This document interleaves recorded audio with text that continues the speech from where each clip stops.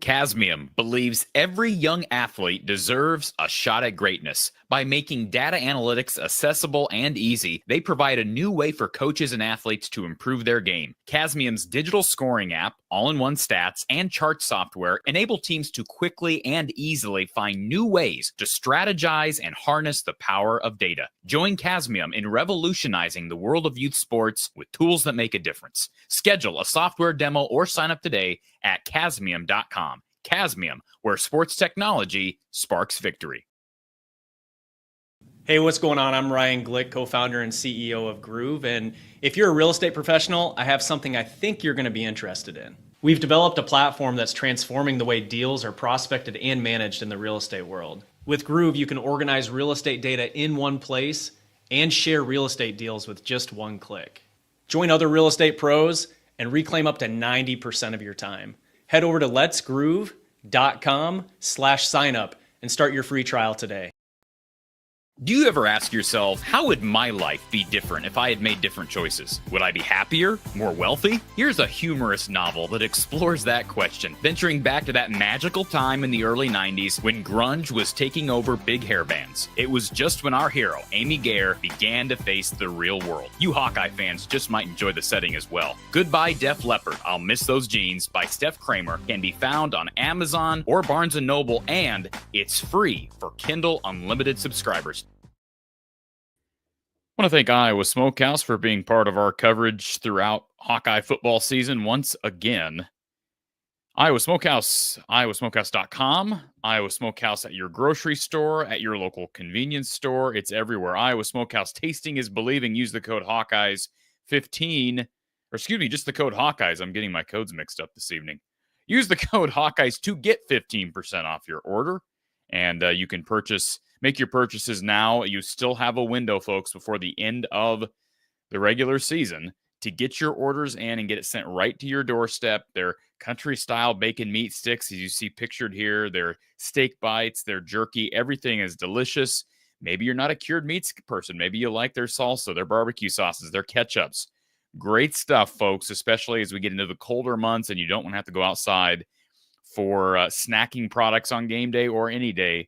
Check out the selection they have to offer over at iowasmokehouse.com. And again, that code is Hawkeyes for 15% off. Also, we want to thank Brad Van Meter and his team down at State Farm. Brad has been with us for several seasons, and we appreciate his support. And should show your appreciation for the support he's given to this show. Be sure you call him for an absolutely free quote, 515-256-6480. Offering great competitive rates and awesome coverage on policies like homeowners, renters, auto, motorcycle, boat, all those and more.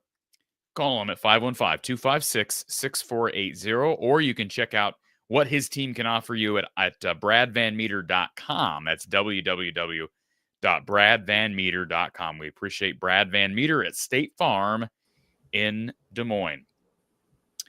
And without further ado, we welcome a good friend of mine, a good friend of ours. Coach Don Patterson is with us on a Sunday evening. We always appreciate these rare Sunday shows, Don, because they're unique in a number of facets. It means that either you've been traveling to either West Point or Macomb, or you were covering a Missouri Valley Conference game for the television broadcast, and that is what happened yesterday. You were on the call for a pretty big game between Illinois State and UNI, and I'm anxious to hear what happened there. Obviously, the FCS playoff bracket came out, but I also want to get your take on Iowa's win yesterday with the 29-13 victory over the Terps. I guess let's start with the broadcast yesterday. How'd everything go? I understand you were in Kansas City for that game, or did you make your trip over to DeKalb? This was in Bloomington. Yep. Illinois State's in Bloomington normal. Where's DeKalb? What's DeKalb? That's northern. Northern. Man, I get those two FCS schools mixed up. Or no, Northern Illinois is not an FCS school. I don't know what I'm thinking. Anyways, how'd your broadcast go, Don? It had to have been a bittersweet game for everybody involved. Obviously, you have a guy in Mark Farley who is on his way out, right? And my understanding is that was his final game as head coach of that program. And did have the privilege of doing the Northern Iowa game last weekend, the first game after his announced retirement, and talking to Mark, of course, in preparation for the game. So had a good chance to reminisce.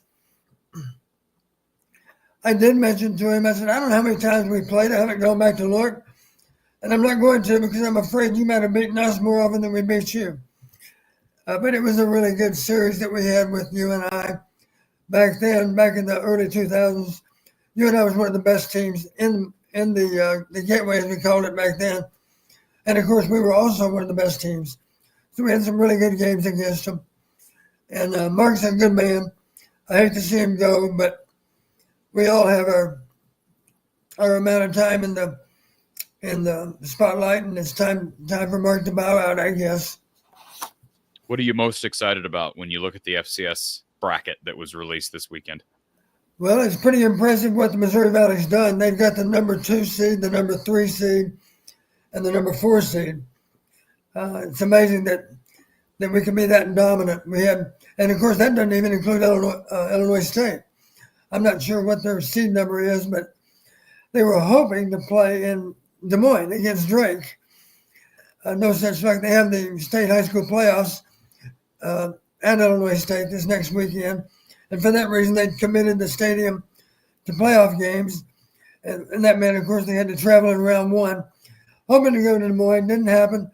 They have to play Southeast Missouri in Cape Girardeau, and that's a more difficult trip than a simple drive down Interstate 80.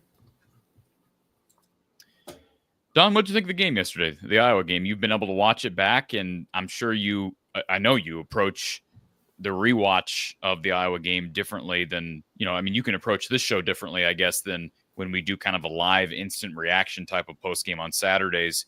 And, there was some mixed responses to yesterday's game, and Kyle and I had the privilege of chatting for the better part of 2 hours about the result. And, it's interesting how when a season doesn't go quite to the expectations or goals that you as a fan or as a program want it to go, it sort of divides the fan base a little bit, I think. And it's not just me and Kyle. There's always going to be part of the fan base that sort of checks out. And then there's part of the fan base that, they just love each Saturday so much that a win is a win no matter what it looks like and no matter what your record is to that point. And I try to be kind of the in-between. Like the goals are the goals, and there should be disappointment when you fail to meet those goals. And yes, the last 2 games of the regular season, because of what's happened to this point, in my opinion, become less important to the fan base, or at least to me as the average fan. But I'm still engaged. I'm still watching. I'm happy to see a win. I would like to see certain things, given the situation, maybe stylistically change when you've already accumulated 4 losses. But the bottom line is Iowa got the job done yesterday in pretty impressive fashion. They dominate on the ground behind yet another big day out of Caleb Johnson. Caleb finished the day with 164 yards on the ground and a touchdown. He now breaks Sean Green's record for most rushing touchdowns in a single season in Hawkeye football history. So congratulations to Caleb Johnson on that feat. But what were your big takeaways from yesterday, other than pretty routine and a spectacular day from special teams, specifically Drew Stevens? Yeah, you're right. Well, going into the game, let's talk about analytics for a minute, Corey. One of the things I did, I went back and looked at the 6 teams in the conference that had all beaten Maryland. And I was hoping to find one or more parameters in which all 6 teams had beaten Maryland. And obviously that'd be a good blueprint for success versus Maryland. There were 2. One was simply to outrush Maryland. All 6 of them had done that and winning the game. And the other one was to win the second quarter. And I'm happy to report we outrushed them more than 2.5 to 1. And, of course, we won the second quarter 10-0 also. So we can join that elite group of 6 that have all beaten Maryland. Now there's 7 of us. Don, what did you think about Drew Stevens? How good was that kid yesterday? Well, I think we're going to get to see him kicker on Sunday. That's what I think. Yep, absolutely. I know you feel that way too. Yep. I found myself looking at all 5 field goals and thinking, why couldn't the 49-yarder have been from 50 or 51? Then he would have been the only kicker in Iowa history, I'm sure, to have 3 field goals in one game beyond 50 yards or 50 or more. One was only 49. Of course, you're going to tell me, and you're correct. Even the 54-yarder would have been good from, I'm not going to say 70. The TV broadcast, did you listen to the TV broadcast? They said the one guy was like, "Oh, that'd have been good from 70." That's because he's been talking to you, Corey. Yeah, he's been talking to me. Oh, it would have been good from 65, I think. How's that? Yeah, I'll take it. I'd like to see him. Don't you want to kind of see him get a shot from 65 this year? I just want to see that. I just want to see what happens. Give him a shot. Maybe wind at your back from 65 plus. I want to see how close it is. Real game situation, because man, the kid just kicks. They're like rockets, Don. I don't know that I've ever seen somebody kick almost so effortlessly from any distance. And he's missed some, but they haven't been short or shanked. Yeah, I can equate it to a golfer. As you know, the big hitters on the PGA Tour, it doesn't appear that they swing that hard. They just hit the ball pure every time. And that's what he does. He hits the ball pure. He makes contact with the ball the ideal way each and every time. It's rare when he misses it at all.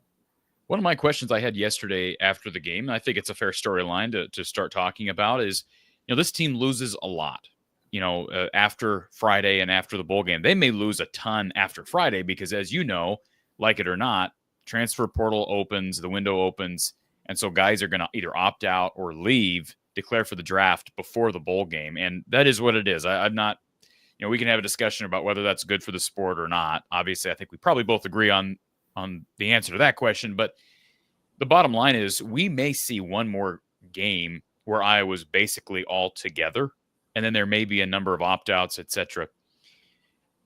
I'm curious about draft stock for kickers because Drew Stevens is not one of those guys we've talked about as being a potential departure because kickers just don't normally leave early. And right. Iowa, I'm trying to think of the last time a starting Iowa kicker left via the transfer portal. It hasn't happened since the inception of the transfer portal, I can tell you that. And there are plenty of schools, as you know, Mark. Wow, I don't think I've ever done that before. As you know, Don, there are plenty of schools that are consistently trying to poach. And that's going to happen at kicker. It's going to happen at punter. It's going to happen at a number of positions. So there's always that risk that a guy gets poached off of your roster. But as it relates to Drew Stevens' NFL prospects, is there any way, in your opinion, that he could look at his draft stock and say, it can't get much higher based on the season I just had. I'm projected to be drafted as a kicker. I'm going to leave. Is it possible that he may do that if he just gets great feedback from NFL people? I'll never say never, I guess. But I would think, knowing the kind of confidence we've shown in Drew, even as a young kicker, that he would be, I'll say it this way, the culture of our program is good. And it's rare when a player, I'll put it this way, it's never easy for a player to decide to leave before his eligibility is done. I think even the guys that opt out for the draft, you don't begrudge them for what they do. Especially when bowl games don't necessarily mean that much. It's another opportunity to play, but good luck finding someone that remembers who won all the bowl games last year. I'm sure even the football nuts can identify the winning team in all of those bowl games. But at the bottom line, it's a good culture. I think Drew's had a good experience here. I think he certainly enjoys all of his teammates. I think he'll think long and hard about leaving. Next question I have for you, Corey, and I don't study the draft like some people do, but I'm just wondering how often in recent history has a kicker been drafted that highly in the draft. Well, that's what I'm saying. If he's, I mean, I think you can certainly count on probably 3 fingers every year for the last 10 years the number of kickers that are even drafted. I mean, am I right in saying there are some years where maybe there isn't a kicker drafted? Is that fair? Well, I'm guessing maybe there's a kicker drafted every year, but maybe it's in the last round. Maybe it's in the 4th, 5th round. Well, the very best kickers. So what I'm saying, Don, is I mean, there's no way you leave if you're not projected to be drafted. But if he somehow got feedback from somebody that said, we think you're going to go 5th or 6th round for sure. Now, nothing's for sure. That's the hard part about this. But if they say you're a 5th round guy, I'm not trying to discourage Drew from coming back. But what does he bet besides getting a degree and everything? My guess is he's ahead of schedule and he's probably going to graduate before that anyways. But like, what benefit does he have in coming back? Now, I will say this. There's less of a risk of injury for a kicker to come back. He doesn't have to worry. Like here's the deal about Caleb Johnson. We can have that discussion as well if we want to, because this is a Sunday night show. Caleb Johnson, you kind of have to think about longevity of running backs in the league. So I don't blame him one bit for leaving. I didn't blame Sean Green for leaving one bit. Caleb Johnson's stock is as high as it's going to be. It's not going to be higher next year. They lose a lot up front. If anything, that's going to hurt him, in my opinion. And you're going up against a kid from Boise State who may likely to go a spot ahead of you. But in general, he's probably not going to be able to move his draft stock. And every year taking the pounding that backs take, I think that should affect a player's decision, their own health. And hey, if I can make an extra $1 million by leaving now as opposed to a year from now, that's an extra $1 million that I'll have for the rest of my life. Hopefully you kind of catch the drift I'm throwing at you, Don. But for a kicker, we've seen guys like Adam Vinatieri and Pat McAfee that kick when they still got gray hair, right? And I put Pat was a punter, but they're kicking when they have gray hair, and it's not as much of an issue. So I don't expect him to leave, but I'm just saying, like, I could see it potentially happening if he somehow were told, you've had a great year. Here's what could happen. If he's got a great draft stock right now and he's projected to go 4th or 5th round, what if next year he gets hurt, or maybe not hurt because, again, probably injury risk is lower than a typical position player. But what if he comes out next year and kind of struggles a little bit? All of a sudden, you go from 4th or 5th round to basically no chance of being drafted. So is it almost like there's a slim margin for error? He's had such a solid season. If he were to dip off a little bit, it could really kill his stock. It could.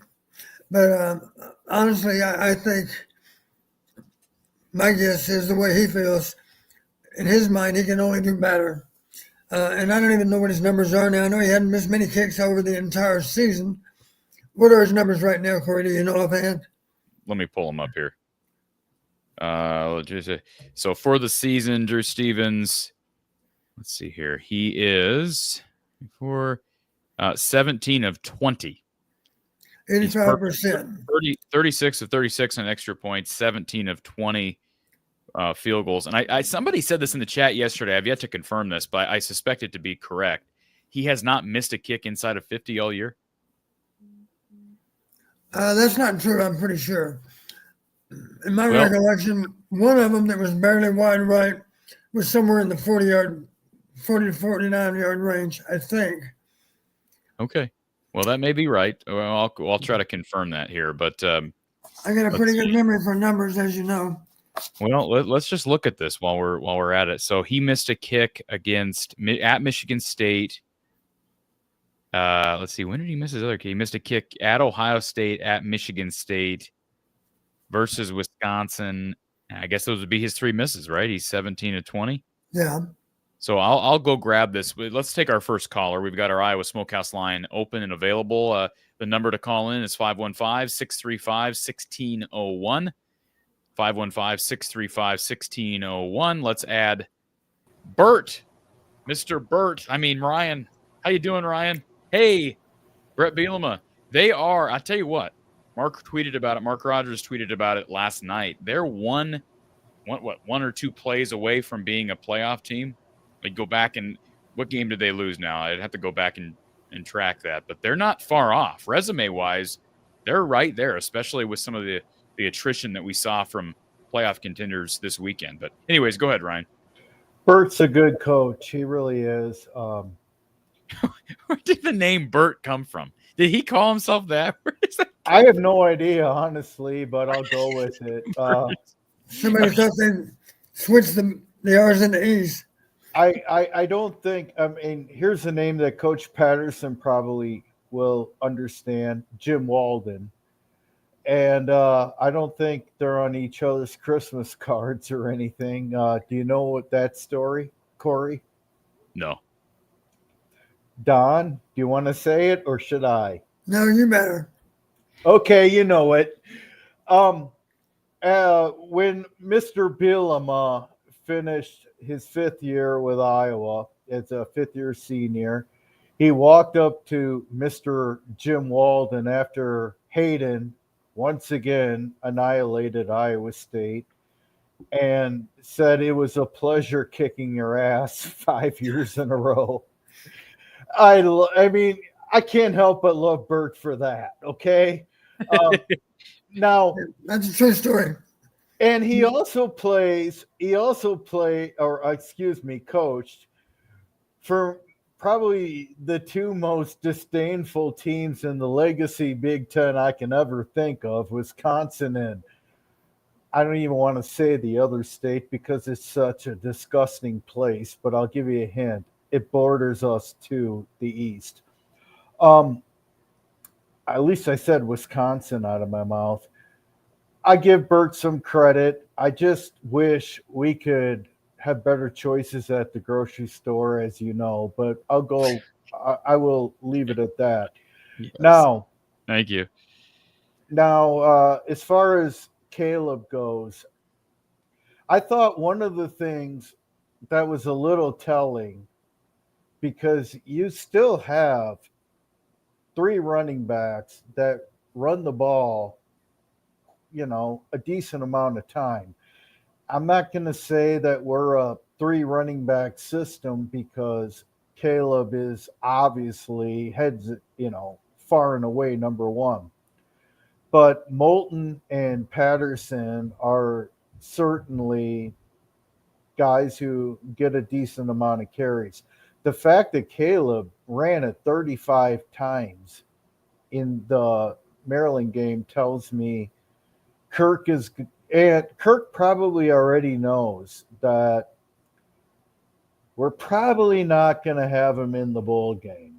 And he's probably just going to run the bejesus out of him, which he did, obviously, in the Maryland game and probably in the Nebraska game. And it'll probably be a wrap. Real quick, can I interrupt? Don, I just confirmed this. Drew Stevens has not missed a kick from inside of 50. Wow. He's perfect inside of 50. All 3 misses have come from 50 plus. Now, I'm tracking this as Bert continues to speak, but Drew Stevens missed a 51-yarder against OSU, and then he missed kicks against, like I said, Michigan State. Let me find the miss against Michigan State. And if I recall, like none of those kicks were that far off. Even the 50-plus misses. It's not like I saw the Conrady kid for Iowa State a few weeks ago kick from 54. He made a 54-yarder against Iowa. He tried one of 50-plus, and it was just like almost went sideways. Some kickers that it takes everything in them to get even the distance on a 50-plus yard kick, and it's just routine for Drew. I got another thing now that you bring up Drew Stevens, a point about how I think he's an NFL kicker. And the other is, help me with the name, but the top kicker in the country is coming in right behind him. I got a story about that one. Well, real and quick, it's a really good one. Real quick, he flipped. What? He flipped. He's not coming to Iowa. I didn't know that. Did I dream that? Did I dream that? No, I think he flipped, didn't he? Didn't that get announced? What was the kid's name? Scott Starzik, right? Yes. He didn't flip. He didn't flip? No. Okay. Well, look it up because I got a great I'm story looking it up for you. here. Maybe I did dream that. Can you imagine? Oh, come on, Corey. Don't be the don't. Hey, Don, I'm reporting things that literally must have come to me during sleep. That could be dangerous. I could tell you this. He visited Michigan, and I have not reached out to anybody since that happened about the recruitment because there's been a lot of chatter about him flipping. I can tell you that. And I know Texas A&M has been on him hard. And, again, Michigan got him up there for a visit. So, yeah, maybe I just totally dreamt that. Well, here's my story, and let's see if it holds up. But I'm very good friends with a donor who's a high-profile lawyer in Des Moines. And he was in Louisiana and bellied up to the bar next to this kicker's dad. And the kicker, Strizik, is from Woodland, Texas. Yep.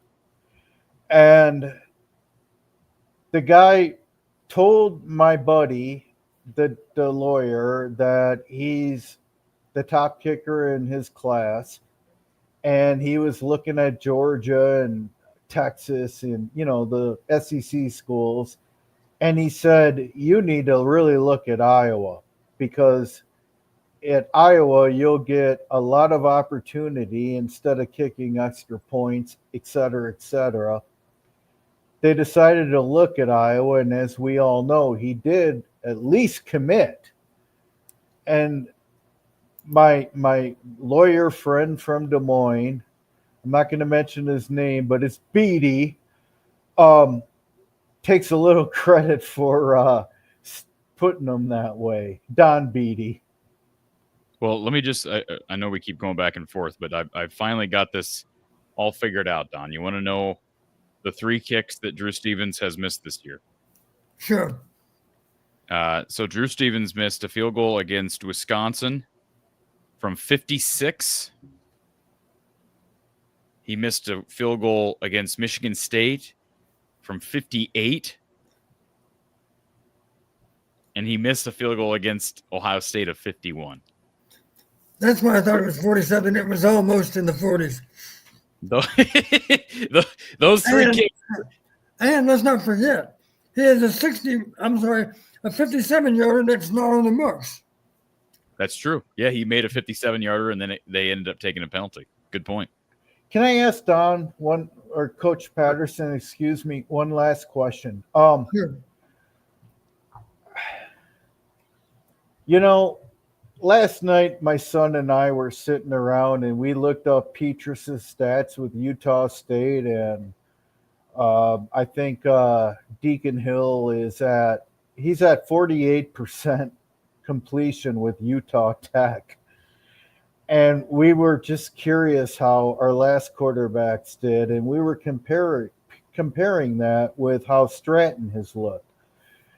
In my opinion, in one half with UCLA and, 10 attempts against Maryland, Stratton looks pretty solid. He looks solid, and he's got a great arm. I guess where I'm kind of going with this is how do you feel we should be using him going forward? Because, okay, maybe Sullivan's the guy next year, but and I'm good with that if that's the case. I like mobility as a quarterback, but Stratton looks like he deserved a little more in the Maryland game than 10 attempts, and we ran the crap out of Caleb Johnson in particular, and we won. Yeah, you knew that was coming, right? We knew that. I knew that was coming. Of course I knew that was coming. But I also think Don, and I don't want to put words in his mouth, he can, say what he needs to say. I have a feeling that Don would possibly agree that this guy is worth 20 passes a game downfield a little more because he's got a rocket for an arm. He seems to be reasonably accurate. And do we need to kill our running backs quite this much? You had 11 carries for Moulton and 5 or 6 for Patterson, with 35 for Caleb. You know, if you run 55-10, all you're begging is to stack the box, right? And I mean, you got a guy who's got an arm, and you don't get to this level without some semblance of accuracy. Well, wait a minute. The guys you were just ripping a minute ago, Spencer Petras and Deacon Hill, they both got to this level. With some semblance of accuracy. Some semblance. But you knew that Kirk, first game of Stratton's career as a starter, and they're on the road. I dominant running game. And I don't disagree with, I'm not saying 30 passes a game either. But 7-10, there were times where you could throw it 15 yards. And, you know, I guess I look at a guy like Luke Lachey, who I think is an NFL tight end. He gets one target for 9 yards. That's pretty bad. Well, that's been the case regardless of quarterback play. But, Don, I'll let you answer that. I agree with you, Ryan. For the record, I tweeted it out pregame. I said, and I knew I was going to be it was going to fall on deaf ears, but I tweeted out right before the kickoff. I said, I do not want to see Iowa just throttle Maryland on the ground and a boring game. And then I got ripped by certain people who are Kirk Ferentz apologists because I called it a boring game. Don, it was a boring game. It was a totally boring game. Boring. It's boring. Boring. And we're all Hawkeye fans here. And I wanted to see them win. And yes, that's number one, right? Get the win. But I'm just saying, in general, if the average fan had a choice between the game we watched on BTN at 11 a.m. on Saturday or any of the other games in that time slot, I guarantee you the average fan ain't watching Maryland, Iowa. It was a boring game. Now, good thing about it is usually even in the boring games, you get good special teams play and defense out of Iowa. That's what you got yesterday. This was a typical Kirk Ferentz, Phil Parker type of game, even with Tim Lester at the helm. But Tim was going to be limited because of the situation at quarterback, and he worked that well, given the confines of, I think, what Kirk Ferentz expected. Real quick, Don, before I say anything, I just want to leave you with this. I was really proud of TJ Hall, who I've been extremely critical of, with Jamari doing what he did or making that decision. He played really well. I'm excited about Fred Russell's nephew. And, you know, it was a very difficult week for Iowa, and I thought they responded fantastic. I don't want to come off as negative. If we have to win that way, we won that way. I just want to see Jackson Stratton. And I want to also know if Jackson Stratton is possibly going to get a look as the future, if not next year, the year after. Thank you, guys. Ryan, real quick, Ryan, don't log off yet. John says the game was not boring. It was beautiful. And it was beautiful and boring, which is most of Iowa's wins. Let's face it. I agree. I mean, I'll take 13-10. I'll take 6-4 like Penn State in 2004. When Robbie Gould blew 3 field goals, but I'll take it. I'm not complaining, but at some point you can't always win that way. You're not going to beat the big dogs that way. You're going to beat Maryland that way. Hey, Iowa, Penn State 2021, that win in Kinnick, that was boring in general. Like, it was there's not, when you have low-scoring games and just dominated by defense and field position, that's boring football. And how did we win that game, Corey? How do we win that game? By throwing it to Reganey 40 yards down the field. That was the one. We took a shot, and that was the difference because we took a shot. And that's my problem with Iowa football. we don't throw past 10 yards. I mean, it's rare. It doesn't make you an enemy to the state to say that an Iowa game was boring. Like, that doesn't mean you're not a Hawkeye fan. It just, relatively speaking, it was boring. It was a boring game, and I expected it.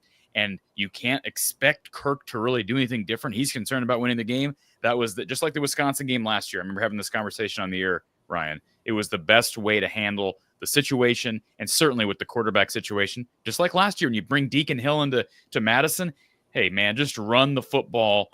Make sure you're dominant with your punter, Torrey Taylor, and you won't get the win. And that's what they knew. They had that yesterday. We're going to kick long field goals. We're going to play the field position game. When it's 4th and a half yard, we're going to punt. We've seen it over and over again. And I'm not critical of it. I'm just saying it was boring. That's my opinion.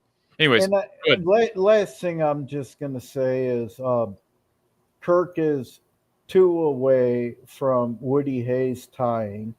So if he wins the bowl game in Nebraska, he'll go into next year tied. He'll break it next year. Is that it? What do you think? Thank you, gentlemen. Thanks, Ryan. Appreciate it. Well, you want to start with that one, Don, and then we can return to his question about Stratton. Well, I was first off the numbers to be correct. Stratton threw 14 passes. He was 7 for 10 at the half. 7 for 10 at halftime. Yeah. I didn't have any issues with running the ball. Let me get my numbers straight. Running the ball 58 times. And incidentally, that's the most since 2017. 58 rushing attempts. I'll put it this way. If you run the ball 58 times, I bet if you want to chart that out, anybody that gets to run the ball that many times, there's a high percentage of wins associated with that many rushes. So I didn't have any issue being up on them. We were playing solid defense. They were struggling with either quarterback. And, of course, we haven't talked about Edwards. He's got a thumb issue. And I will say we were probably lucky that we didn't see Edwards all day, a healthy Edwards. That would have made it harder, I think. But the bottom line, we did a great job of burning clock, and we did a great job of just running the ball down their throat. It wasn't quite that decisive, I guess you could say. You'll find this interesting. You know the longest carry that Caleb had? If I'm not mistaken, I think it was 13 yards. 13 yards. Yeah, Kamari had the 68-yarder. Yeah. So we weren't 4-yarding them to death. We were 6-yard and 8-yarding them to death. And others over 10. It was fun to see. The best one he had all day long gained 7. You remember the play where he stiff-armed not 1 but 2 guys? Yeah. That was a gain of 7. That was a great run. And there were a couple and he drew a flag for a hit out of bounds at the end of the play.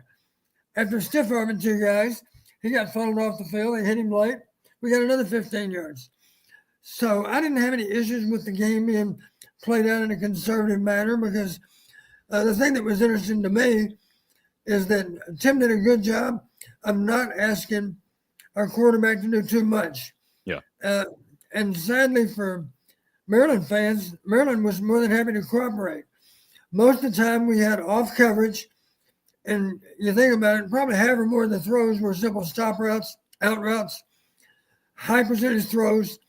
And as you know, Stratton can wing a ball, and he throws with good accuracy. He's just got nice, natural throwing motion. Seems to throw with good accuracy. If it's not a complicated read, for sure he's able to take his steps, drop back, and put the ball on target. He's done that a lot and done it pretty well. Is it fair to say he's probably not your average walk-on quarterback at Iowa? I would say so, yes. Yeah. I did talk to him. You know that I was intrigued by him preseason, Don, heading into fall camp, because he was a scholarship guy at a scholarship guy at an FBS school, and at one time he was committed to Washington before they made a coaching change. Most of the time, Iowa gets a quarterback, a walk-on quarterback. They're not a scholarship guy somewhere else, or certainly at one time committed to a P5 school. Right. You know, the thing that sticks in my mind, Tim did have a chance to watch Jackson practice in Southern California, see him in person. You can learn a lot just by being able to watch a guy. If nothing else, you can assess his natural ability to throw a football. Some guys have a knack for it, others not so much. but he has good natural ability. And he's a pretty good athlete, I think. You know who he reminds me a lot of? Another former quarterback for Kirk. He reminds me a little bit of C.J. Beathard. Is that because of the hair?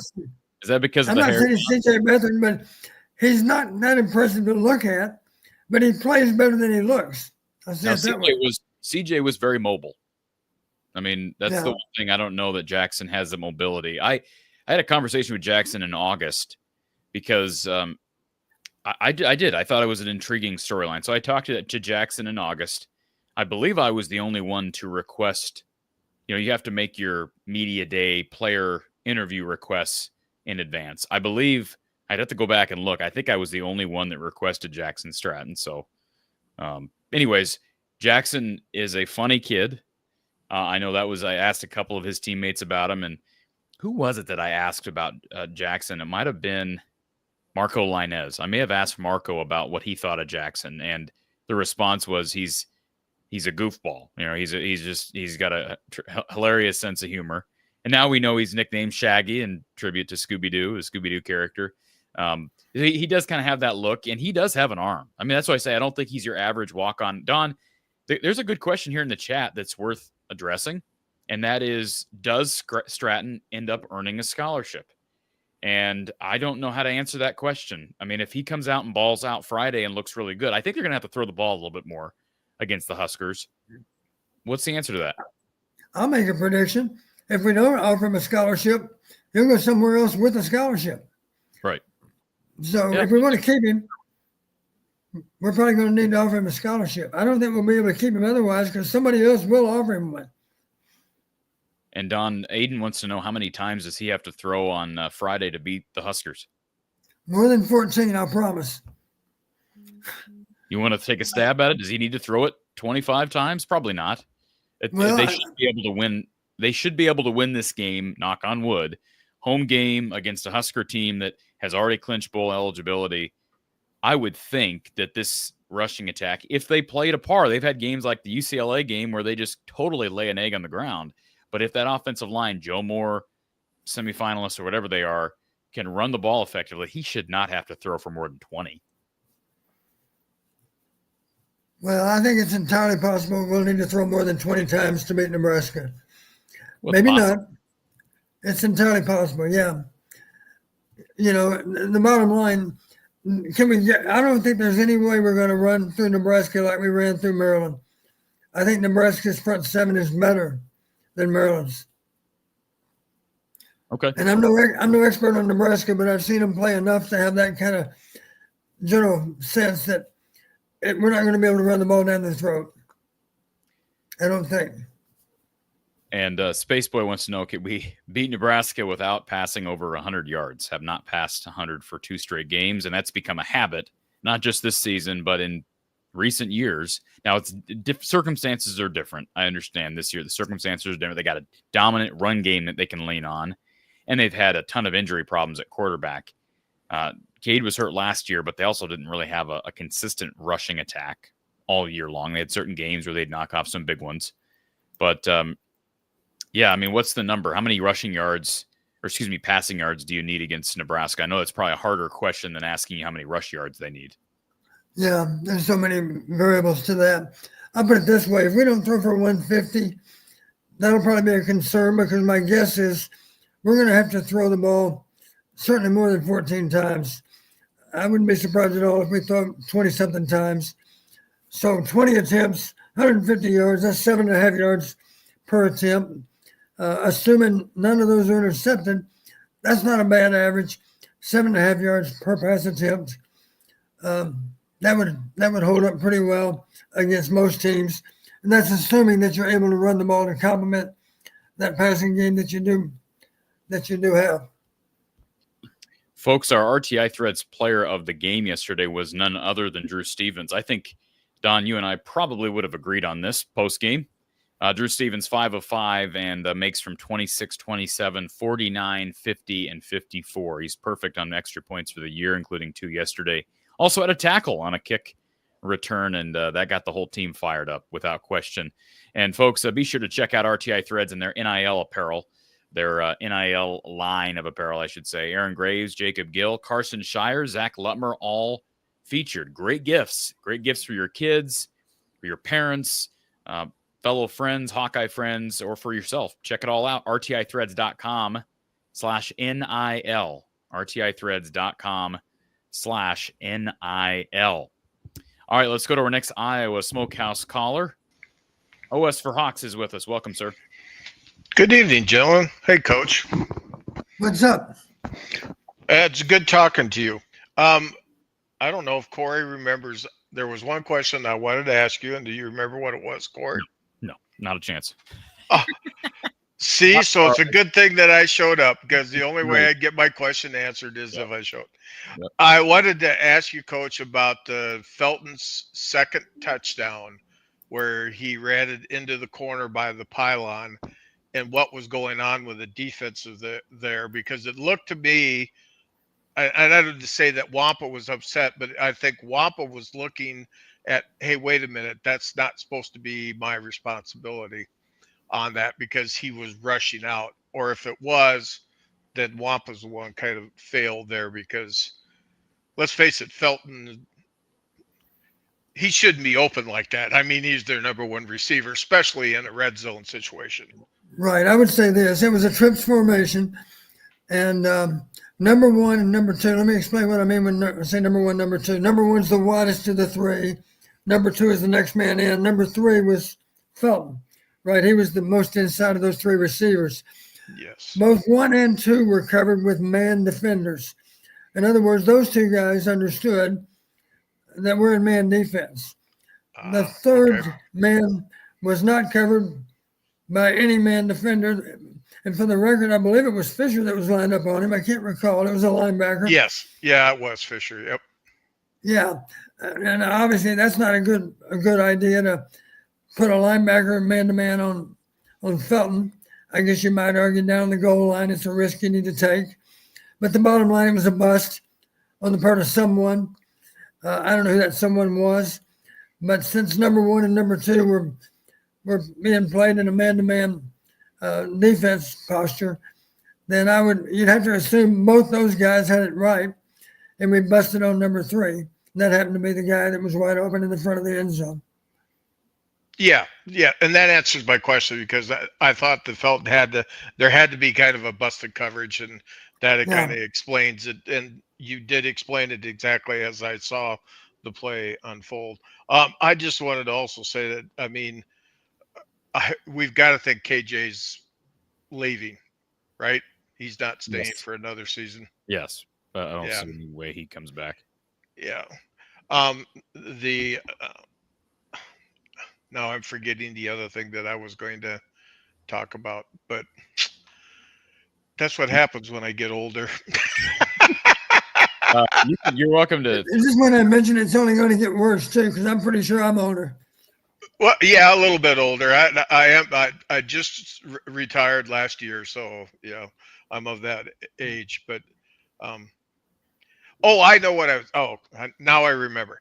I was going to ask a question about, and this is just play calling question, but I keep thinking that we should run some sort of play action fake with Caleb Johnson in the backfield going deep.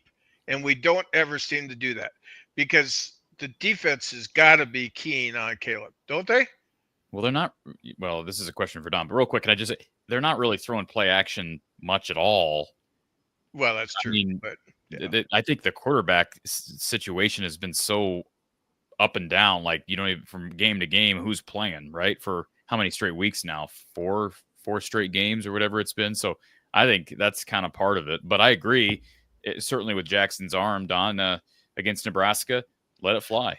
Or are they keeping that in their pocket for one last game? Well, they have one last game. Yeah. Well, most of the play action that involves a fake to Caleb Johnson would be what they were describing on TV as a mid-zone scheme. You know, we're running for some width with the ball, typically at the tight end's position or imaginary tight end, or maybe a little tighter along the path that run into the tackle's original alignment. And with that wider that wider path on the part of the back. The best play action in general that we've used with good effectiveness is naked. We would naked away. We made 14 yards with a naked. I believe that was a naked thrown yesterday, wasn't it? To Orwood? I think that was a naked. I have to check my notes. What did Orwood catch? Didn't he have a 14-yarder, Corey, or am I crazy? I thought I tried in a 14-yard reception. That was a stringer, It wasn't was it? a stringer. Yeah, stringer. I'm sorry. Yeah, no, it was a stringer. Yes. Wasn't that a naked? I think it was a naked. Yes. May have been. Yes. Yeah. Yes, it was. Yeah. Yes. Yeah, so the problem, the very best play actions that we used to have, but we were in the center, and of course the running back was lined up at maybe 8 yards depth, and he's got time to run downhill at the line of scrimmage, and of course that gives those safeties a little more time to commit to the run, and that's why you used to see us with play action post a lot of the time, because the safeties were caught too low and couldn't recover in time. So it would be more effective to fake and stay in the pocket and throw the ball if we were taking the ball off the line of scrimmage, from a direct snap. There's not a lot of problems with shotgun, but one problem is the play action doesn't have the same great effect as if you take the ball from the line of scrimmage, you're taking it back to the running back who's lined up in the eye. And so you have a chance to really affect a good fake, and the play takes a little bit longer. The play action would buy you more time and give you a better chance to beat the safeties over the top. I would say that. That's one reason you don't see a lot of play action down the field from us, is because we run so much outside zone, or what they were calling mid zone, a little wider path by the back. And if we start off with that kind of width on the fake, then even if we are underneath the center, then we typically use naked away. That's to get our. That's one of the reasons we have you here, Don. You just explained something that 90% of the fan base probably would not have been able to explain. So, well, that's one thing I used to like about being underneath the center, is you had a chance to really come up with some good play action. right. Gentlemen, again, I thank you for taking my call. I appreciate it. One last thing. We got to win Friday night, because I have too many Nebraska fans in my circle to have to put up with that if we don't win. So go Hawks. Amen. And you gentlemen I hope everyone out there has a wonderful Thanksgiving. Unfortunately, my family, my brother is recovering, but he's had a heart issue and they can't travel, and my sister can't travel either. So we're going to be here by ourselves, but I hope everybody has a wonderful weekend with family. Appreciate that. And don't forget, you got some great sports to watch this weekend. You watch women's basketball, sir? Oh, yes, I do. Okay. All right. I watched the game yesterday. Yep. You got a nice doubleheader on, Thursday, Friday, and then the men, or the football game Friday. Wait a minute. Are we doing this again? Are we really doing this again? Let me pull this up.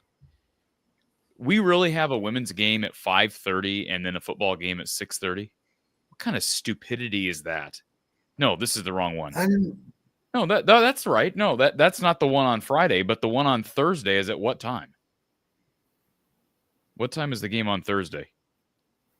The women's game, the BYU game. I didn't realize the women played on Thursday. That's ridiculous. They play BYU in Cancun Friday at 8. Now, what sense? I don't understand. Let me just go on a rant for a second. I don't understand how you can't figure out how to stagger these games better. If you're Iowa, you have no control over any of this. Like, I understand you're at the Big Ten's mercy, but you can't say to the Cancun Challenge, you can't pull some strings and ensure that this game does not interfere, or make a change so that it does not interfere. That's stupid. That's stupid. Is that our first or second game in Cancun? It's the second game in Cancun, but it's the only game in Cancun against a decent opponent. Rhode Island's not very good. BYU is the big test. They play at 8 p.m. Central Time on Friday. That's stupid. It is. Anyways. I don't even know who's carrying the game, but the bottom line, of course, you can't watch both at one time. And by the way, let me tell you who's carrying it. It's flowhoops.com. And so FloHoops.com already asks $30 a month. So if you sign up for $30, well, you're like, well, at least I'll get 2 games. But a lot of the fan base will say, no, I'm actually only getting 1 game because I'm only going to be able to watch 1 game because I'm going to pick football on Saturday night or Friday night. That's stupid. It's bad. That's bad. And I'm not blaming anybody specific, but I'm just saying I can't imagine that Iowa wasn't in a position where they could pull some strings and ensure that doesn't happen. I just cannot believe that. Anyways. Corey, I wonder, do they have the capacity to archive the game? Can it be on demand afterward if you subscribe? Yeah, people can watch it back on FlowHoops.com, but yeah, but I'm sure they want to watch it in real time too. Ideally, they watch both basketball and football in real time. I want to watch it in real time. So now I'm forced to have to go bring a second TV out into the living room, which, by the way, I will do. But ridiculous. So, anyways, thank you, sir. Appreciate the phone call. Anything else for Coach? Nope. Like I said, have a great Thanksgiving, everyone. Good night. Thank you for a wonderful call. Absolutely. Yeah, that just burns me up. I didn't even think about it until now. And this has happened before, but there's too much hype around this women's basketball program to do that, to make that happen. I think it's just ridiculous. But anyways, let's go to, let's see. We've got Cyhawk C Money says Stratton has elite accuracy. We have not seen accuracy like this since CJ. I think that's a little hyperbole, Corey, frankly. Not to rip on you, but Don, have you seen enough to say that Stratton is elite with his accuracy? I wouldn't go quite that far yet. We've had a limited number of pass attempts right now. We've got just a snapshot. Don, I wanted to let you know that my first viewing on my new iPhone 16 Pro Intelligence, I had to utilize it for my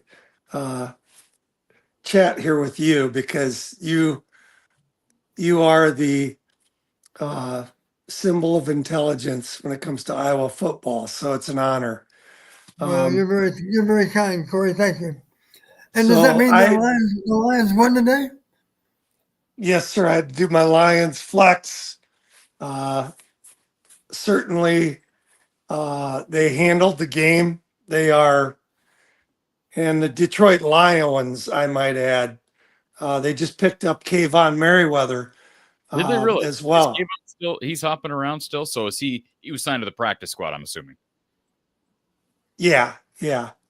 But he was at Tampa. He played special teams at Tampa. But his mom, I mean, they're from, Belleville, Detroit connection. So where Bryce Underwood, the 10 or $12.5 million quarterback that was just flipped to Michigan from LSU. Talk about NIL impact. $10 million to $12.5 million to pull him in to Michigan. Anyway, Don, I wanted to ask you this question regarding the boring football game. I thought it was exciting. Okay. I thought what I witnessed was exciting to me as opposed to OS for Hawks. And the reason it was exciting is because I'm going to run the ball at you every single time, and you can't stop me. And you know it's coming, and you can't stop it. And Don, have you ever flexed? That's called Iowa bully ball. That's old school Iowa football right there. That's Joe Moore award-winning offensive line performance. That is manhandling your opponent and moving. Norm Parker or anyone else would appreciate your guy knows exactly what you're going to try to do, and you take him and you move him in the exact opposite direction that he intends to move because it's your will. Do you ever recall flexing a little bit and showing off your offensive line? First off, is my question. Sure. If it's demoralizing, of course, if they're running the ball at you and you can't do anything about it, that's very demoralizing. And I guess Secondly, if you can do that, then why would you pass the ball? I mean, if you could, For the record, I never advocated. I never said that they should. I said I would like to see it. I understand. I knew what Kirk was going to do, and I'm not saying it was the wrong play. I'm just saying, as a fan, I would rather see Jackson Stratton sling it around the field. But as a coach, I totally understand why you're going to do what they did. It was the right game plan, and Tim Lester called a beautiful game within those confines. and Corey, to your argument, I mean, as far as looking to the future and learning more of what you've got, and as far as Jackson Stratton, I'm in agreement there that it's a good time for growth and for experience to be gained. But at the same time, maybe you don't want to be risking that because your second string quarterback's in a cast. I mean, really. But the cast on his left hand. Yeah, they'd be more running Jackson, but yeah, fair enough. But I wouldn't that have been kind of cool to see Marco coming out there with a cast on his left arm trying to run quarterback? I think that'd have been amazing to watch, frankly. But anyways, Don, that was his non-throwing arm. So, so Don, from the standpoint of you look at Jackson Stratton and you look at you're going to have to help me out. I've been sick for like 3 days. I can't think, but who's our other quarterback? Come on, Marco Linez. No, but no, that was starting after. Brendan. Oh, Sullivan. Thank you, Sully. After seeing what you've seen in your mind, if you had to predict who's the starting quarterback next year for Iowa with what you know, and you have to answer this question with one person, who would you think that would be? Well, it's tough because we haven't seen a whole lot of, what's his name again? The nickname? Sully or Stratton? Shaggy. Jackson. We just haven't seen a lot of Jackson yet. I think we'll know more after the next game about Jackson. Sullivan, as you know, played quite a bit for Northwestern last year. I think he learned a valuable lesson against UCLA. The bottom line, you got to protect the ball better. And we talked about him. You remember us talking about the fact that he got stood up. And, of course, if he gets stood up, you might get stripped. And my screen's all messed up here. What happened? Corey, you still hear me, don't you? Yeah, we got you. Loud and clear. Okay, now I'm good. I got everything back. So the bottom line, we don't know enough about Stratton yet to compare him. And I do think that Sullivan is a smart guy. He's going to learn from his mistakes. Obviously, there's a few plays he'd like to have back from UCLA. I think you'd give him the edge in running ability. I do think that Stratton's a good athlete. Jackson's a good athlete. I don't know that he's in the same category as Brendan. I'd give Brendan an edge on athleticism and ability to extend plays. In terms of pure passing, you might give the edge to Jackson because he wings the football. He seems to have a nice groove motion, a nice natural throwing motion. The ball comes out with good velocity, and yet it's still catchable. There was one ball. There was an RPO that was thrown. I believe it was probably an RPO. The ball came out a little bit hot. It was a slant route. I think it was on our receiver before he realized it. He wasn't able to control it. I didn't know if he got his hands on it. I don't believe he did because it just came in at a high rate of speed, and it was a little too much pace on that particular throw. But anyway, they both have a lot of potential. And of course, Sullivan, to his credit, he's already realized some of that potential because he's got quite a few snaps under his belt. And with Jackson, not quite so many, but he's got a promising future. And I'm glad we have him right now because I told him the truth. After that UCLA game, I saw him on the off week. And I said, Jackson, you didn't surprise me. You know what? You played just fine. I was proud of you.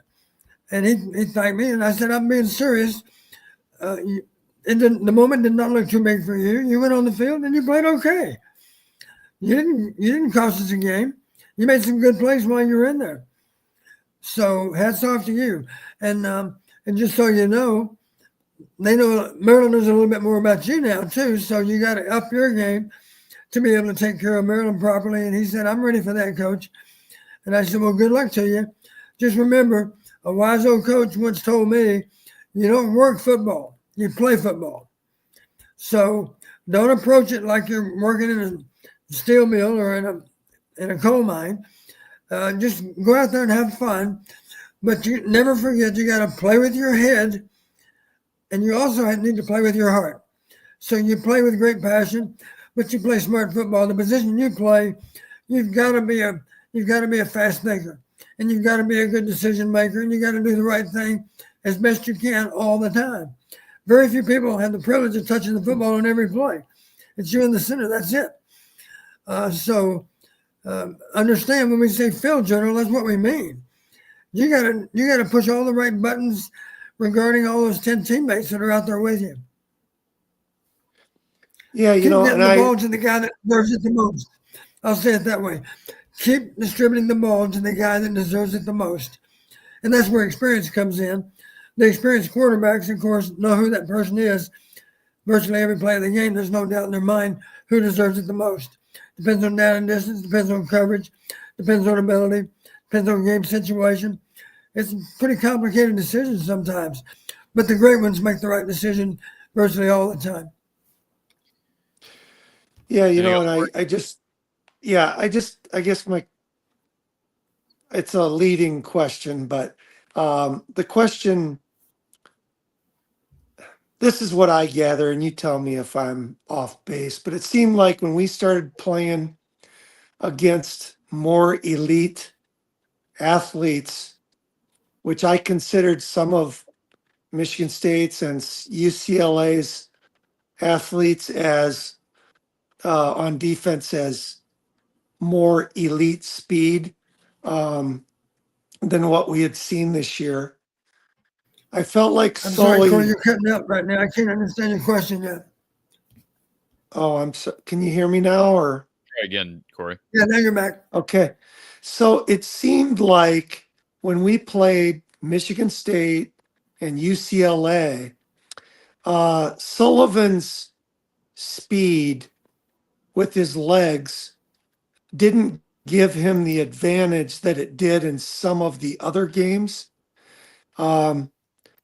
And that's just me, as an observer. So I guess my question to you is,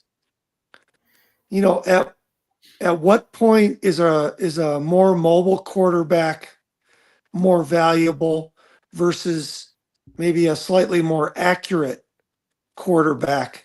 And, where would you give up on accuracy to gain leg speed that's a little bit better, but not elite foot speed?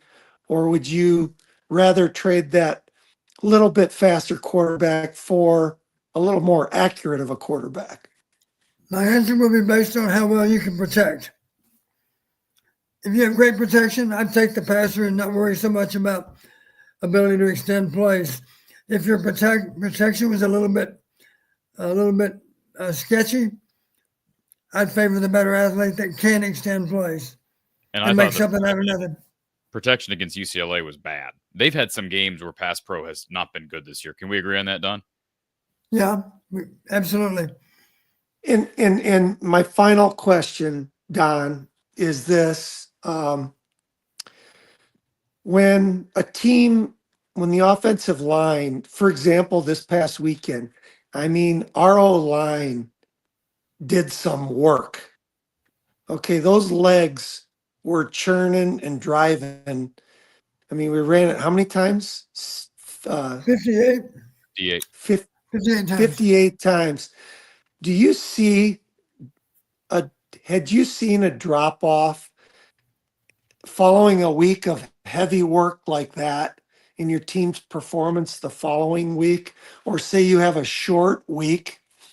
Did you typically notice any drop off in your offensive line's performance if you had a really heavy workload one week? Or do you feel like, 4 or 5 days is enough time for recovery?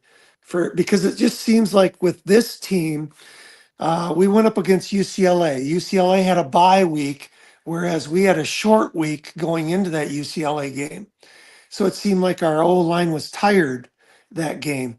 The one against Michigan State, I don't know. I don't know if they were coming off of a bye week, but to what degree does, a a heavy dose of run game maybe work those linemen's legs out to the point where maybe they're not really 100% fresh for the following week?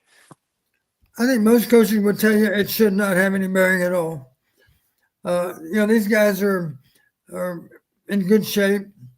Coaches are very, very aware of the kind of rest and recovery they need. It should not be an issue from one week to the next. Simple as that, Don? Yeah, I think so. Well, they're going to have a short week this week.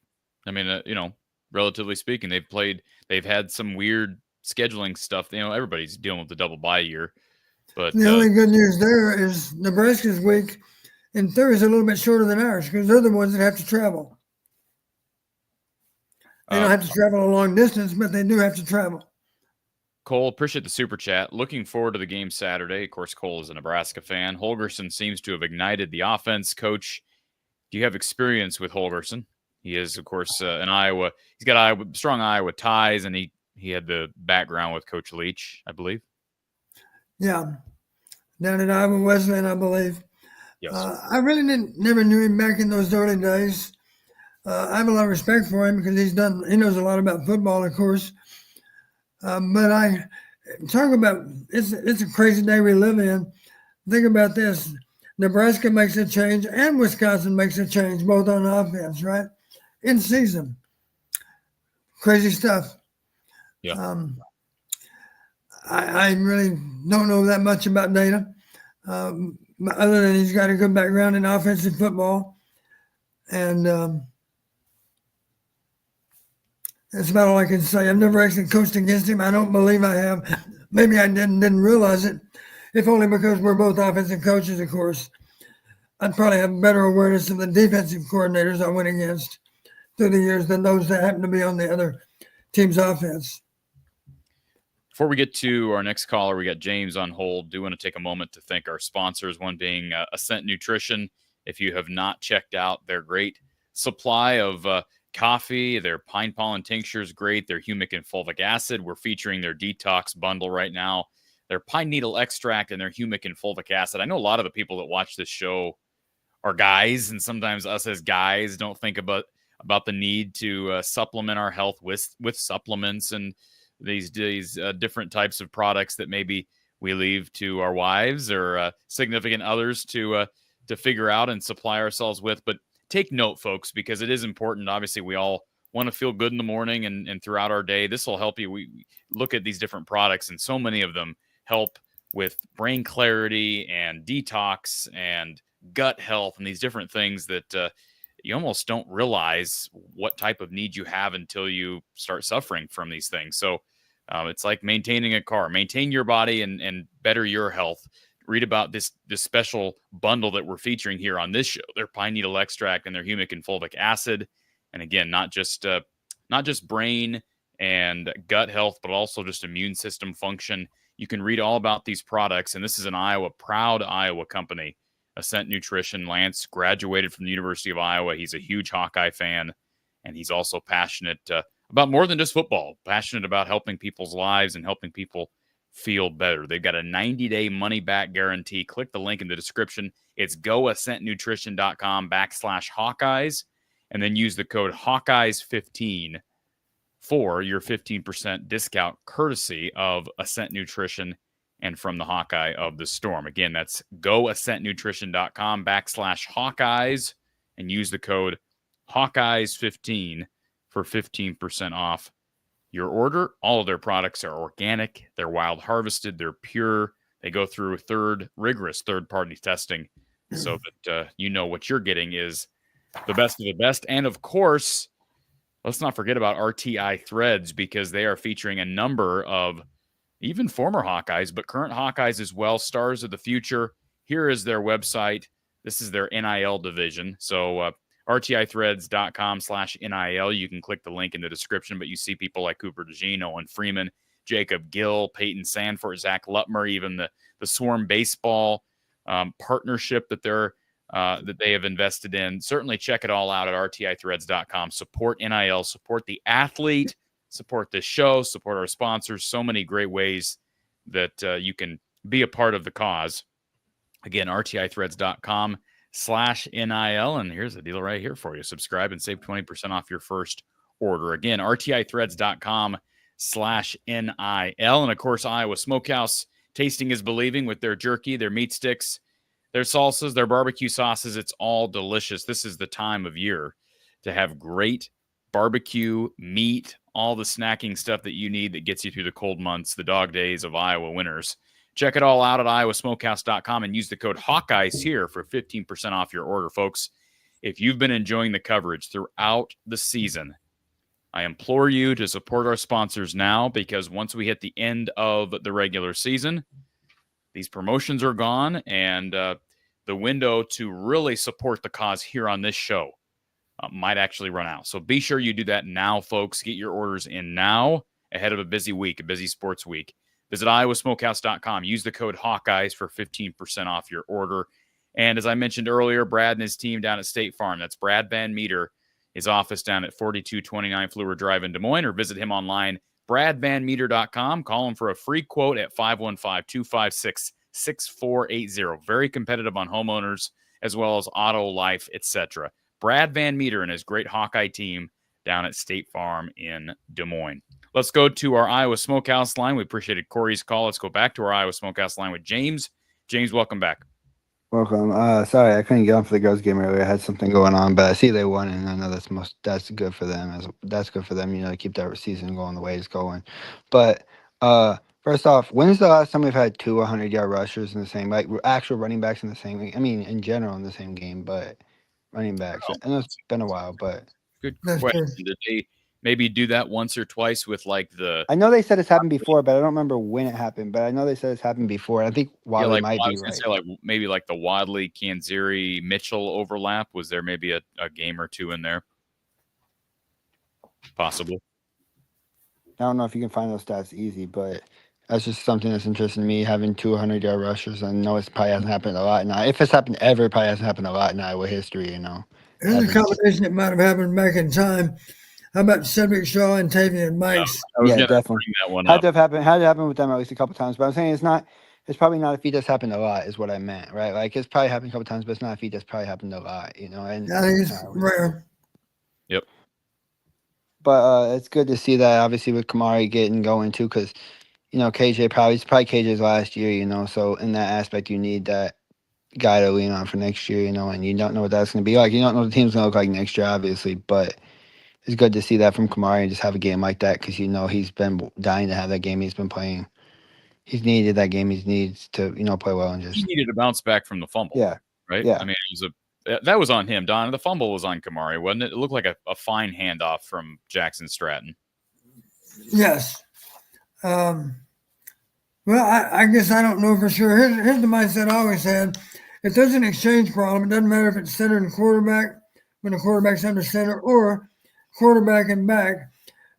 Let's not point fingers. Let's treat it as if it's a problem for both of us. Now we have to figure out what went wrong. But in general, you can assign more guilt to one player than the other.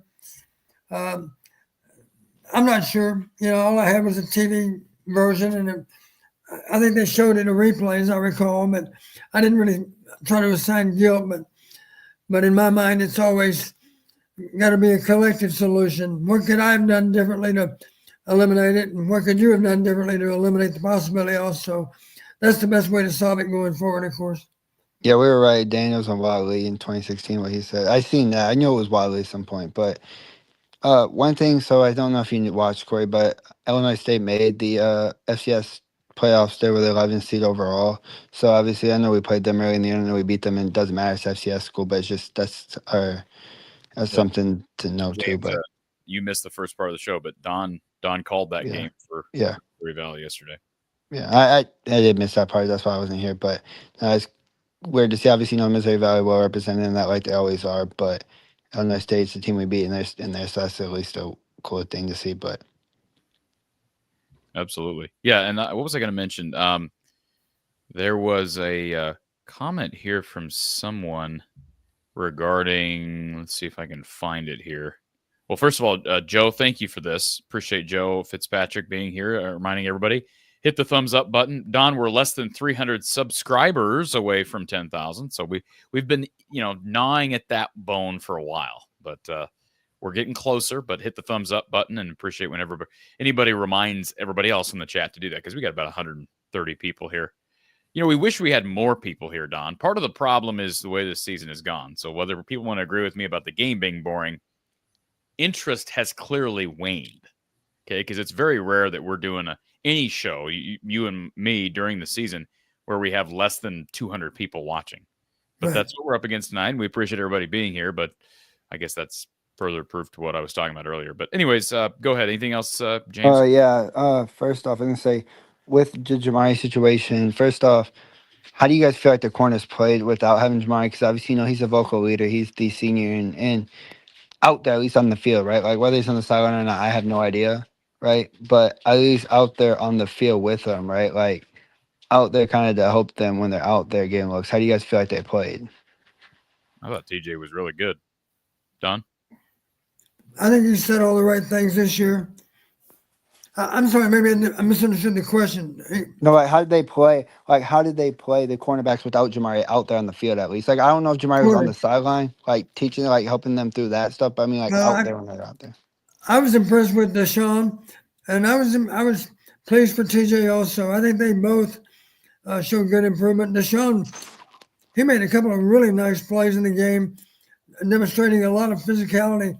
TJ, of course, one thing first off, let's give TJ a lot of credit for his first career interception. It looked like he was running the route more so than the Maryland receiver. And I did flash back. You heard me say, Corey, his dad has really good hands. And then when I saw the replay, I thought, well, maybe TJ's hands aren't as good as his dad, because I'm just glad that they ruled in his favor, didn't overturn it. It looked like I was concerned that it might be overturned at the time. I agree. But thankfully it was not. So I'm glad that they ruled it was an interception, because if they ruled it incomplete, they might not have overturned that either. That's how close the play was. No, yeah, it's good to see, because obviously Jamari is that vocal leader, and that was kind of one thing I was worried about. Not that they would give up plays, just having that vocal leader there. Sometimes, especially as corner, somebody's been through it as long as he has, right? Has been through as long, has seen everything pretty much Jamari could see, right? Like, so he understands kind of what to teach those guys, especially when you're out there, right? If you make a mistake, you be like, hey, we're in this, and that. And sometimes not having the out there hurts you. I know you got Quinn and X on the backside, but at corners, sometimes it's a different look than having a safety, because you're getting two different looks thrown at you. So I thought one thing that was smart. You might not be aware of this, but truthfully, we were stemming a lot of time to two deep coverage. Maybe it looked like we were going to be soft, and then in the end, we were rolling the corners up, letting them defend the flat, and playing two high safeties in behind.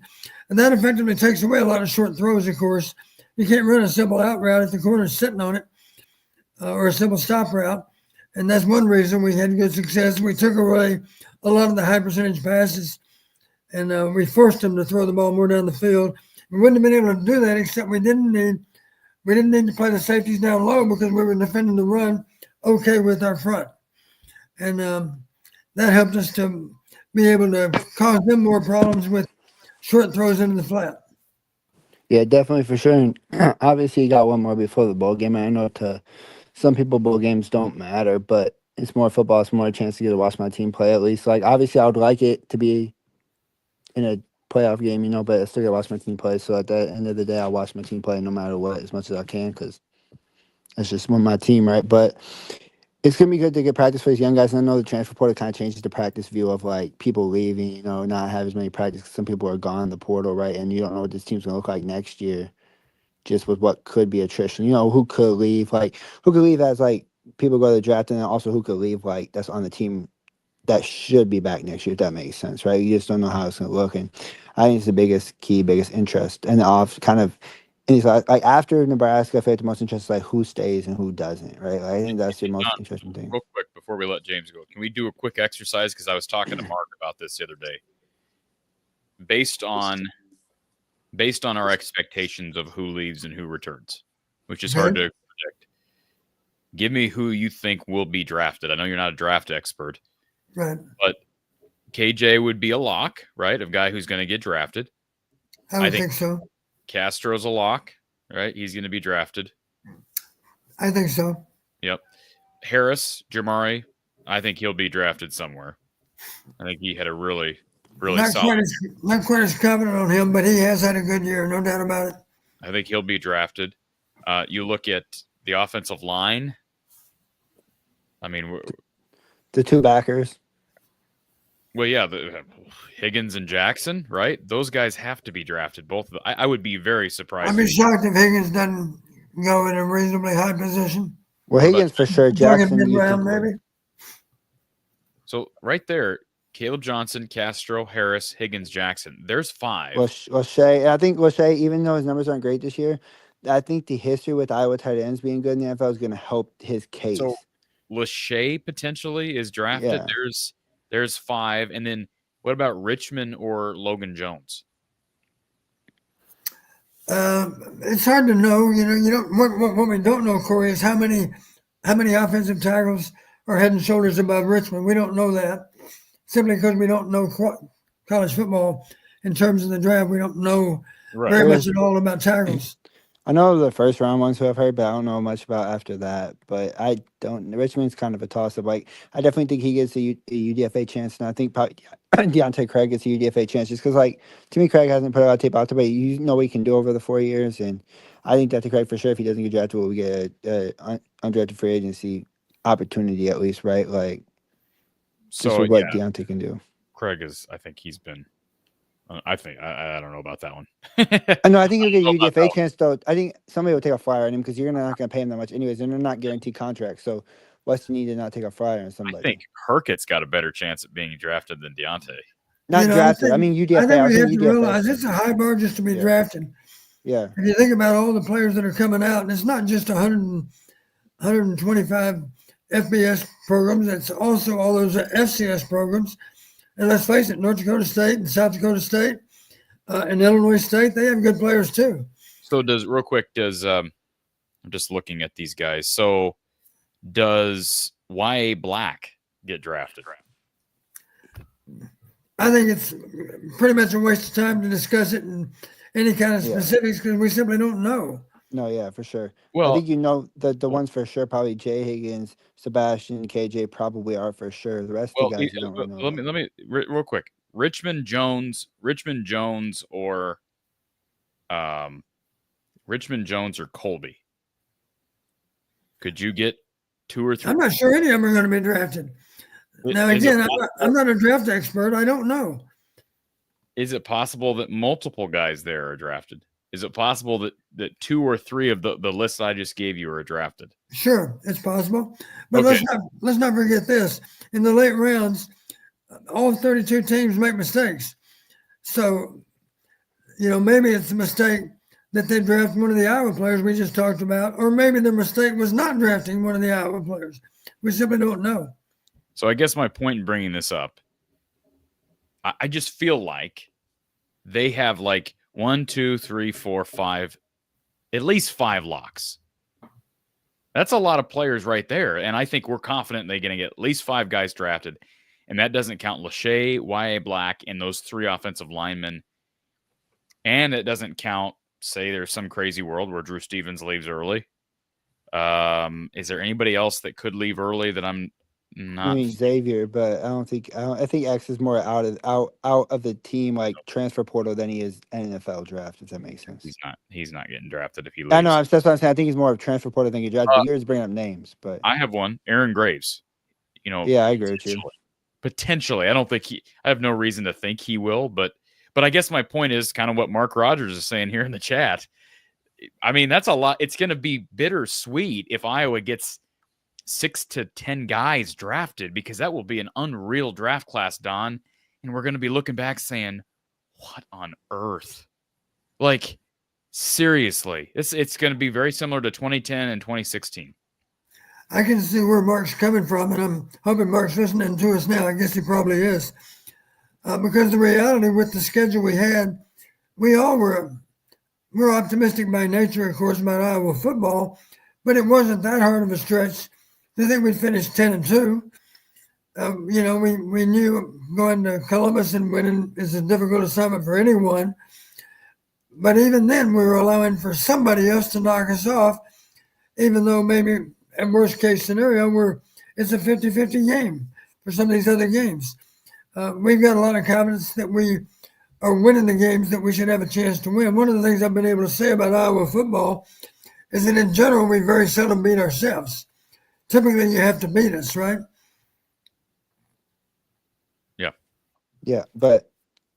And just to give you an example of what I'm talking about, the prediction models that I use in predicting how the games are going to come out, Corey, this year, we've never been an exception. I'll just give you an example. I've got 7 different prediction models, all of which identify the winning team between 90 and 93% of the time. Right now, we played 72 games in the Big Ten. Those numbers I just talked about were based on 65 games, which is what we had before this past weekend. So here's my point. They're only in the low 90s in terms of predicting the winner, but here's the rest of that story. Iowa has not been an exception in any of their games. In other words, if we earned the win, we won based on parameters.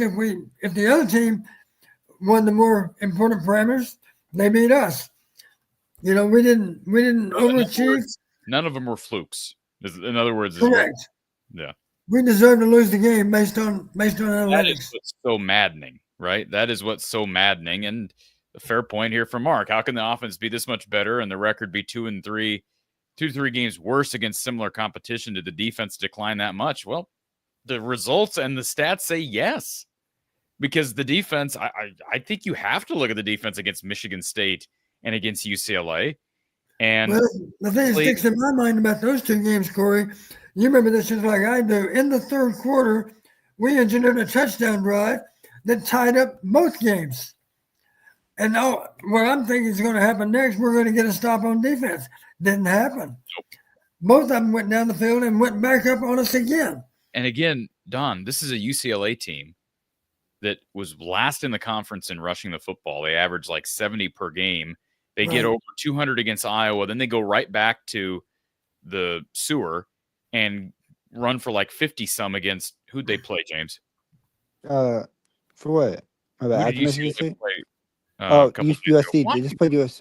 Oh, Washington. Yeah, Washington. They played USC last night. They played Washington the other day. Yeah, how many yards did they get against USC's defense? Does anybody know? Not bad. I didn't watch that game, but yeah, I mean they had 50-some yards rushing against Washington's defense, and then last night against USC, they ran for 111, and they ran for well over 200 against Iowa. That's insane.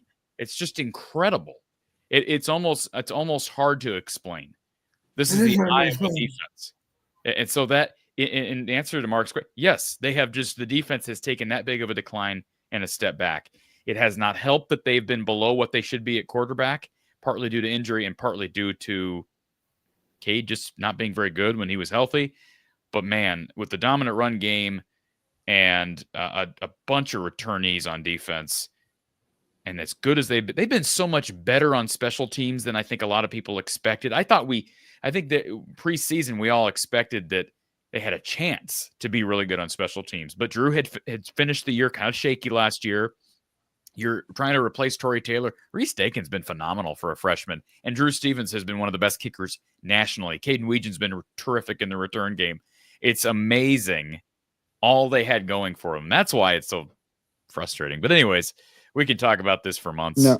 And then one more thing, 2 more things before I get off. One thing it'd be cool to see kind of like maybe like just who stays, who goes, and just see kind of figure out what the team's look like next year. But one more thing, obviously talked about Holgerson, and obviously Nebraska doesn't need more fuel on the fire, right? They're obviously be ready to go. I hope we're ready to go. But for Holgerson, he's definitely be ready with the whole Iowa ties, and he he's being part of the state. He's going to want to probably stick it a little bit, not stick it to us, but just like, he's done a lot in this state as a coach, so it's going to mean a lot to him to come back, and it would mean a lot to him, to be well. So it's going to be something to look out for too on that side. But at least we have film a little bit over it, because like it's not like, and I think that might be the reason maybe Nebraska played so well is you don't have film over Hogerson as the OC with that group. You know what I mean? Like with that group, and you got to think about that too, where it's like, you never seen him coach that group before, like as the OC. So sometimes your first game usually can be better because nobody knows what it's going to look like, because you haven't seen it because that's the first time with that group, if that makes sense.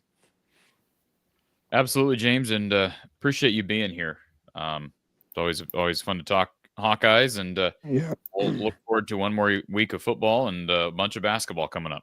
Yeah, for sure. And hopefully we can get this one. I want to beat Nebraska more than anybody usually, but it's just good to see. And it's sad to see the seniors go, but, they put in a lot of work, and obviously it'll be the last home game for a lot of them. And it sucks, obviously, but it's a part of sports. You see people go, you see people leave, but a lot of them are putting a lot of work in. One more thing, kind of before I get off, I'll get off, but you can also be in point on this because you brought your point up with like Sean leaving the team, obviously, like, and Porter leaving the team. I know Jamari's a different situation, but what was your thoughts on the Jamari situation?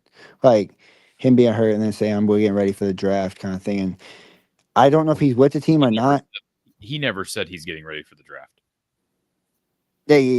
That's what they said, I guess. That's what they said for, like, the people in the media said that, but. Yeah, I mean, people are reporting that in the media, but he has not said that publicly, so. Yeah, but, I mean, him not playing the rest of the time, I mean, that's not bad, but at least is he still with the team that I know of?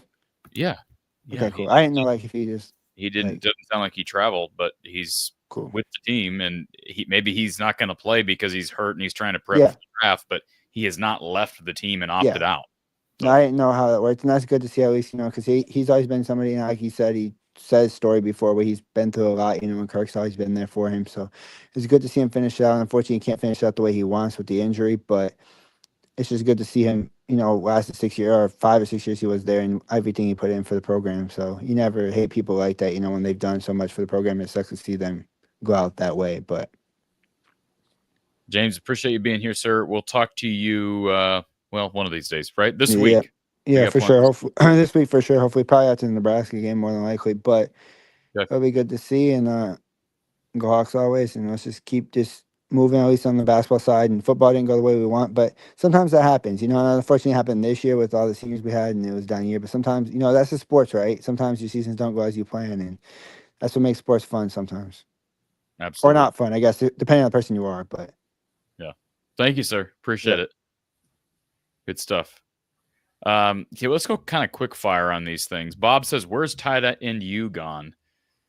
I mean, first year under a new OC, trying to work your way in. They do have a nice room. I think Ortworth and Ostringa, they're going to be just fine filling in those shoes. But yeah, disappointing year statistically from Luke Lachey. And I don't know that that's his fault. He's dealt with some injury and obviously the new system. But anything to add to that, Don? Well, it is a little bit of a mystery. We haven't gotten the ball to the tight end much in the last few games compared to early season or compared to last year. I'm not sure why. I can't recall. I think UCLA is a good example. I don't recall us running hardly any nakeds versus UCLA. Yep. Or maybe I'm getting confused with Michigan State. I can't remember. But some of the traditional plays that have been effective to tight ends didn't seem like we felt that those plays had as much opportunity to be successful. And because we stayed away from them, it seemed. I'm not sure. It's a little bit of a mystery. Doc P, curious on the transfer from North Dakota O-line guy. You're talking about Cade Borid. No word on his development. Obviously, the last news regarding him was the OWI in the offseason. So we'll hope that he's progressing because he could be the center of the future once Logan Jones is gone. James says, how many yards does Iowa need against Nebraska to beat him? Any idea there, Don? I'd say it this way. We need to outrush Nebraska and then some, because I think there's an excellent chance that Nebraska might throw for more yards than us. Probably will. But they'll also probably have more pass attempts. Here's one thing that will surprise you when you look at the Nebraska-Wisconsin stats. The more effective passing game was actually Wisconsin. Nebraska, I think, threw for a few more yards, but I think they had 38 attempts compared to Wisconsin's 30 attempts. Based on yards per attempt, Wisconsin had the more efficient pass offense than Nebraska. That's a good stat. Good stuff. Space Boy says, how much of Iowa's playbook do you think Stratton knows comfortably? He's thinking maybe 50%. He just got here late summer. I'm guessing by now he knows more than that. Okay. I don't know that. And the nice thing about it, even if he only knows 50%, there are a lot of plays in that playbook. And truthfully, a game plan probably doesn't involve more than half of them, probably less than half of them. So he'll be able to learn what he needs to know from 1 week to the next. This is a short week, I will admit that. But, there's a lot riding on it. I know a lot of critics would say, not really. Does it really matter if we have 8 wins or 9 wins? Well, it matters to those players a lot. So let's give us a chance to win out. And in that regard, I'm glad we are playing a home game because for what it's worth, we could even be still working on planning. I know it sounds crazy, Corey, but you've heard me tell the story. Coach Fry put his head in the conference room one Friday afternoon when we were playing at home, something he wouldn't do on the road. Of course, we'd be traveling if we were on the road. And he asked me then, we were playing Indiana. He said, you got any concerns? And I said, no, Coach, we're in good shape. I'm just about done with the script for that Friday walkthrough. And he said, do you have any regrets? And what he meant was, is there anything that we left out of the game plan? And I said, yes, I do. I have one regret. And he said, well, tell me about the play. And I did. And it was an exotic. It was a trick play, if you will. And Hayden's response, as you've heard me say, Corey, he said, well, can't we walk through it this afternoon? And I said, yes, Coach, but we haven't practiced it. And he said, well, we have a veteran football team. Let's walk through it. And if all you coaches think the players understand how to execute the play, we may run it anyway. Well, the next day, sure enough, that one play was worth 55 yards. And we never practiced at full speed. So my point is, you can still be developing the game plan even on Friday afternoon. I know that sounds insane to people, but obviously you can adjust it from what you've done during the week. And if you want to emphasize something more on Friday afternoon in a walkthrough, you can do it. In this case, Thursday afternoon. In this case, Thursday afternoon. You're right. I'm sorry. I'm here to think about games being on Saturday. Spaceboy says, I continue to have concerns about play calling late in the half. Deep in Maryland territory, we threw 2 times, then ran on 3rd down, settled for a long field goal. Man, that is Kirk. That's consistent from the Bryant era to now. That's not Tim Lester because that's all game planning, right? They were not going for it on 4th down. I mean, it's just, especially when you have Drew Stevens, they wanted points. And for the most part, yesterday I thought it was the right call, but I knew a couple of those times they're down in Maryland territory and it's 3rd and 7. It's like, they're probably going to run. I even said that. They're probably going to run the ball here and just ensure that they get those 3 points. And that's what they did. Yeah. And that was the second field goal, I guess. The field goal to make 13. Is that right? That sounds right. Yeah. Yeah, I think it was 10-0 at the time. Spaceboy says, what's your opinion of Michigan paying all this money to a 17-year-old Bryce Underwood? Says NIL is getting crazy. Yeah, it's crazy, but that's the world that we live in, and that's the college football sport that we're a part of now. It is what it is. You're not going back. This is lunacy. It really is. I'll say it this way, Corey. You've heard me say it before. Even the NFL has a salary cap. College football has no salary cap. Yeah. What could go wrong? Oh, I don't know. All kinds of things can go wrong. And you've heard me say this, Corey. 20 years ago or 10 years ago, if somebody with enough vision in the NCAA would have been able to say, you know what, we've been describing a full scholarship as tuition, fees, room and board, books. But now with our revenue increasing exponentially, maybe compared to other times, maybe this is a good time to, and all these coaches' salaries are taking off. Maybe this is a good time to explore. Maybe a full ride scholarship should be tuition fees, room and board, books, and a $5,000 payment to each and every player. That would have probably solved our problem for many years to come. Right. Simply share the revenue. It's all the lack of foresight by the NCAA and greed, and that's what it all comes down to. and now we all pay the price for it. I mean, Well, is it possible? We need to have some kind of control over this, simply to give us the illusion of equal opportunity on the part of all these teams. right. So let me throw this out as one option. Is it possible to say, okay, quarterback, the ceiling you can pay a quarterback is, and let me give you a rational amount. Oh, I don't know. What about tuition fees, room and board, books, and $20,000, $40,000, whatever. A reasonable amount of money. But Don, how do you do that when the Supreme Court has said that players can make money off their name, image, and likeness? How do you control what a private person pays a quarterback? Well, first off, can you honestly say they're earning that kind of money off their name, image, likeness? The law is the law. They can make money. They can get money to do something, whether it's. I mean, you know what's going to happen, Corey? We're going to end up with a very small group of teams that are defined as big-time college football. I'm talking maybe 20 teams, 30 teams. What would happen more than 40 if there was a big Los Angeles Rams fan that wanted to pay somebody $30 million to go play quarterback for them? They can do that. That has nothing to do with salary cap or anything like that. And the NFL and the other NFL teams can't stop that fan, that big money guy from doing that. That's what's happening here. So I just don't know how it has to go through legislation. There's no way you're going to be able to change that aspect of the game. I agree with you wholeheartedly, and we need a salary cap, but I just don't know how you do that from a legal standpoint. Well, somebody smarter than you and I needs to figure it out. I'll say that. I don't know how we can stop it. Somebody's working on it, Don.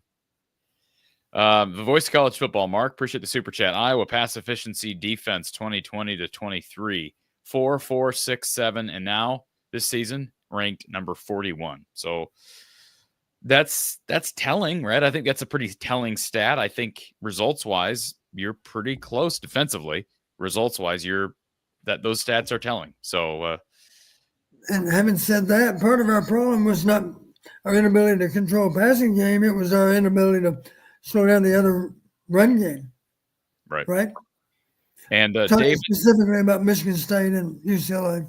David, we appreciate you being a premium subscriber here from the Hawkeye of the Storm. 20 degrees at kickoff, he says. Don, are you going to be there? I'm sure you will. I will absolutely be there, and I won't miss 1 minute of the game. And I will be properly dressed. You will be properly dressed. Iowa, Nebraska kicking off at 6:30 on NBC. Let's go to our final Iowa Smokehouse caller of the day. And by the way, Corey, I'll be out in the crowd. I will not be up in the box. I'll be out in the crowd. Yep, you will. Before we get to Erica as our last caller of the day, we appreciate RTI Threads, their player of the game this week. Drew Stevens, perfect from field goal range, 26, 27, 49, 50, and 54. By the way, Drew's field goal range is different than almost any other kicker. I'm telling you, I want to see him kick a 65-yarder before his career is up. 2 for 2 on Saturday with extra points and a tackle also coming on a kick return. And, of course, check out RTI Threads, all their apparel, including that of Aaron Graves, Jacob Gill, Carson Shire, Zach Lutmer, and more. Visit rtithreads.com. Use the /NIL. That's rtithreads.com/NIL. Let's go to our Iowa Smokehouse line. We've got Erica joining us. Erica, welcome back. Hi, how's it going? Hi, Erica, how are you? Good. I'm happy with the win, of course. But I'm just wondering, how does next year look? Because I know our schedule's harder, and I just have some hangups because the defense, as Mark pointed out in his super chat, and how everyone's talking about in the chat, and I think you guys are talking about too, our defense is just not what it's been. I don't know if that's a fluke. I don't know how it happened, but say something encouraging for a second, because I tend to agree with you, Erica. The schedule, it doesn't look good when you look at everything they lose, and then you look at the schedule. But let's look at the other side of this, Don. When Phil Parker has had a down year, and he has had some down years, it's typically not 2 straight down years. And I'm trying to even think when his down years would have been. Probably 17 wasn't the best. I think they were fine in 18. Trying to think in 20.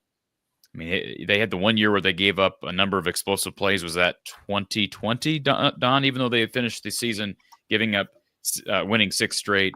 typically he bounces back with phenomenal years. Phil's motivated, right, Coach? Because Yes, he is. he's not going to be Highly happy. motivated. He is not going to be happy with the results. So, Erica, they're going to have to go to the portal. They're going to have to play young guys next year. But I would not bet against Phil Parker, and that's what Iowa fans can bank on. I think. Oh, I'm not betting against him. I'm just a little bit concerned. That's all. There's reason. There's nothing wrong with being concerned, but there's also reason to be positive based on history with Phil. Yeah.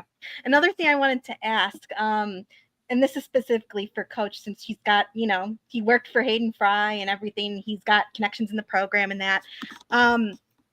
How much did Hayden Fry influence what calls were made? And the reason I ask that is one thing I can't shake off, and this was alluded to earlier in the broadcast, is Kirk seems to play not to lose versus plays to win. He lets his foot off the gas. And I'm just wondering, why is that? Why does that seem to be a pattern? Why does it seem to happen? And I'm wondering how Hayden, compared to that. It didn't feel like Hayden did that as much. And it also doesn't feel like Hayden was as risk adverse. I think a lot of people would support that followed the program closely back in the 80s and 90s. Hayden he earned a reputation as a pretty aggressive play caller. We utilized waste downs fairly routinely. We picked our spots. We didn't always use them, of course. You can't get by with that. We might just to give you an idea of how we thought about it. We might recognize that over these last 2 games, we haven't used any waste downs, and we're not going to use them next week either unless we have to, simply because 2 weeks from now, we're going to play a team in which we need to be able to utilize waste downs. So my point, Erica, is maybe recent history says we don't use them. We know that. We've chosen not to use them because we want to fool not this next team, but the one that follows. Mm-hmm. That's how far ahead. A good play caller simply, it's like a big game of chess. You're always at least one move ahead of the opponent. Right. And that's an example of how we would know what our tendencies are. Another example would be 3rd and short. 3rd and short, we self-scout too. We know what our run-pass tendencies are on 3rd and short. And realizing that we've got a big game coming up in 3 weeks, we want to see if we can, the next 3 weeks, not throw any play action on 3rd and short, because we've already made up our mind to beat this team that's 4 weeks away. We have to have that as part of our game plan, is play action on 3rd and short. You follow me? We're giving them a distorted look at what we do on 3rd and short. Yeah, because we have to be strategic, right? We can't always call the same play. Otherwise, we end up like we were, frankly, the last few years under Brian, where we knew exactly what he was going to call. Everybody did. It was no secret. Whereas I think Tim Lester is a lot more creative in his play calling than Brian was, which is no shocker because, Brian's not an OC. He's not a quarterback coach like Lester is. There's a big difference there. Well, I identify well with Tim Lester. I'll tell you a couple of reasons why. You're probably not aware, Erica, but when he first came out of college and finished his time in professional football, one of his early jobs was to coach high school football and teach math. Yeah. And as you know, I'm a math person too. Numbers are always floating around in my head. How many people are watching TV and all of a sudden they're thinking about 72 times 68? That's something I might do. I know that doesn't even make sense. But I've just got an analytical mind, and I've got a mind that's always addressing numbers and percentages. Yeah. I've been accused of being a card counter in blackjack. That's not true, but I do know percentages really, really well on blackjack. And that's why I have a chance to not lose too much money if I ever decide to play more blackjack. Yeah. Yeah. So going back to my previous question, though, I'm really curious, why is it that Kirk is so risk adverse? Why we were 4th and inches and 4th and short a few times against Maryland and he didn't go for it. And I know that some people are like, oh, Lester, is making the calls, but on those calls, we know that Kirk is making those calls. But real quick, Erica, let me just butt in there. Don, you said a number of times, head coaches in critical down situations may say run, pass. Absolutely. That's normal for critical down situations, correct, Don? I don't know that Kirk's doing that, but he certainly might be, because that's what head coaches often do. They don't specify the play. They simply tell the play caller, I want to go pass, take a shot, or run the ball. It might be that specific. 3 words, run the ball. And you know what that means. You better call a run, and he's going to lean on you. You pick the best run. I'm not going to tell you what run to use. I'm simply going to tell you, choose the best run. Yeah, That's I mean, what I'm not saying, run the ball.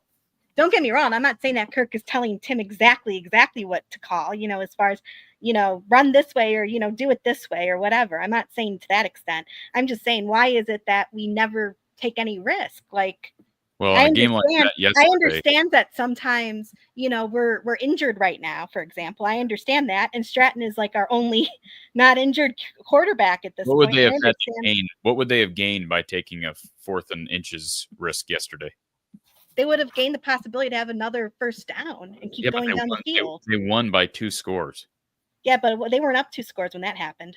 Well, I think the answer is, whether you agree with the philosophy, it's been consistent for 25 years. Kirk is going to play the field position game always. And, I knew it heading into the game, Erica. I'm like, 4th and 1, he's going to punt every time.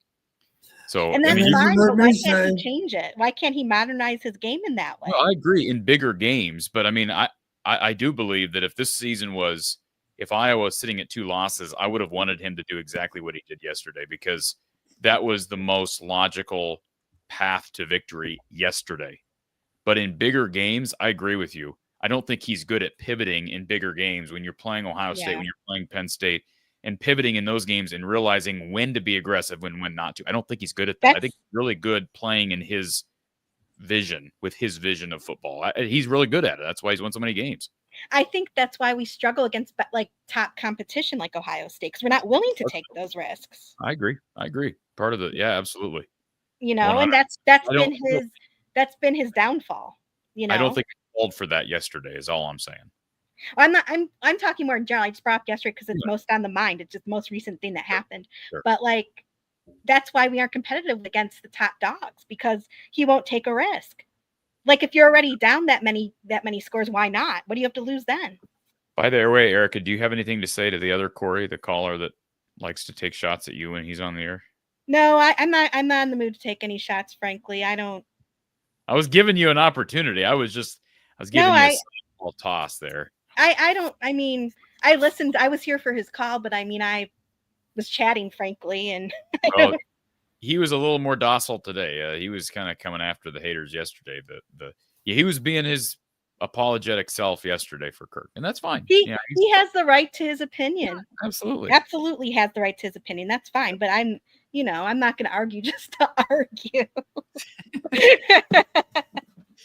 But one thing I did want to comment on was the tight end conversation, because I've been thinking about that, over the course of the season as well. Like, why aren't we calling more tight end stuff? And part of it was that for a portion of the season, our best tight ends were indeed injured, right?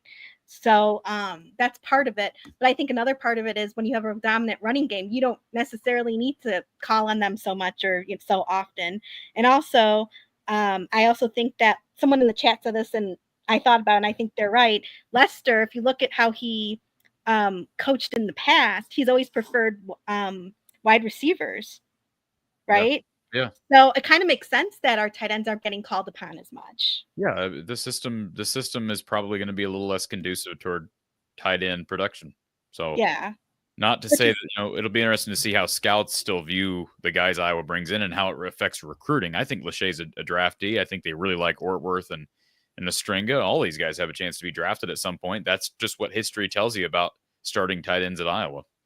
That's true, but you have to think about the O-line conversation too, because it used to be all about Iowa and O-line were synonymous, but that's kind of faded away a little bit, and I fear that might happen with tight ends. But who knows? Maybe not. I mean, I think that Lester likes Ostrenga. He tends to go to him quite a bit. It feels like more than any other tight end.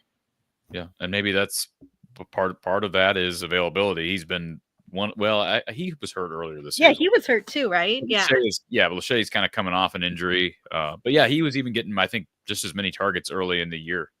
So yeah, I think he's got good hands, good blocking ability, and has a chance to be real good. Him and Zach Ortworth together, I think, have a chance to be a nice tandem next year. Yeah. I hope we get a good corner out of the portal, though, I have to say. Like, I think we need to hit the portal very, very hard, especially at cornerback and at quarterback as well, both. I think that Sullivan shows some potential, but he's just not. I would like to see us get a quarterback that's more commanding and more dominant. He's a little small. It feels like, I don't know. I'm not a quarterback guru. Coach, maybe you have thoughts on that. Do you think we should go to the portal for a quarterback? Oh gosh, I think we'd be crazy not to at least explore all that. Yes, they have to, just because they need numbers, Erica. Like, that's the thing. I mean, unless Marco and Jackson and Brendan all return. I don't think Marco's going to come back. Well, it breaks my heart. It breaks my heart because I was really big on Marco, but I just don't see him coming back. Regardless, first of all, I'd like to see him get some time here, but regardless, they lost Rezar because he transitioned to wide receiver, so they actually are down a guy already. Right. Now, if they move Jackson Stratton to a scholarship, maybe they just go get a walk-on if they bring everybody back. But chances are, and history says, they ain't going to bring everybody back. They're not going to now. If they don't bring everybody back, they're going to have to go to the portal anyways. You get Jimmy Sullivan in as a freshman, they're going to go to the portal. Now, whether they're going to the portal to get a potential a QB1 guy, that's maybe a different story. But it will be cool to see what Lester does in the portal. This is another thing that, caller Corey's going to hate me for this comment, but this is another beef I have with Kirk. I still don't think that the quarterback competition was as robust as they'd have us believe this year. I think Cade just won because of default and whatever. I don't know if when he was recruited, if he was promised something. I like to think nobody did that. I'm not saying they did. I don't think that's the case necessarily, but I think there was some favoritism shown there towards Cade. And I want a real quarterback competition. It just doesn't feel like it was robust. Yeah, I sympathize with you, Erica. You and I both know that there were a lot of reports, and I made the same statement. I had been told on good authority throughout fall camp that it was neck and neck. And right. I would think that if it's neck and neck, you give both guys a chance, or you defer toward the younger, more mobile and athletic guy. But see, exactly right. And Cade with all his injuries, like, it was a liability to have him as QB1 if they were so neck and neck, if you ask me. Yeah. So I don't know. It'll be interesting to see what happens. I just I hope they don't start Cade again. I'm sorry. No disrespect. He's had spirit.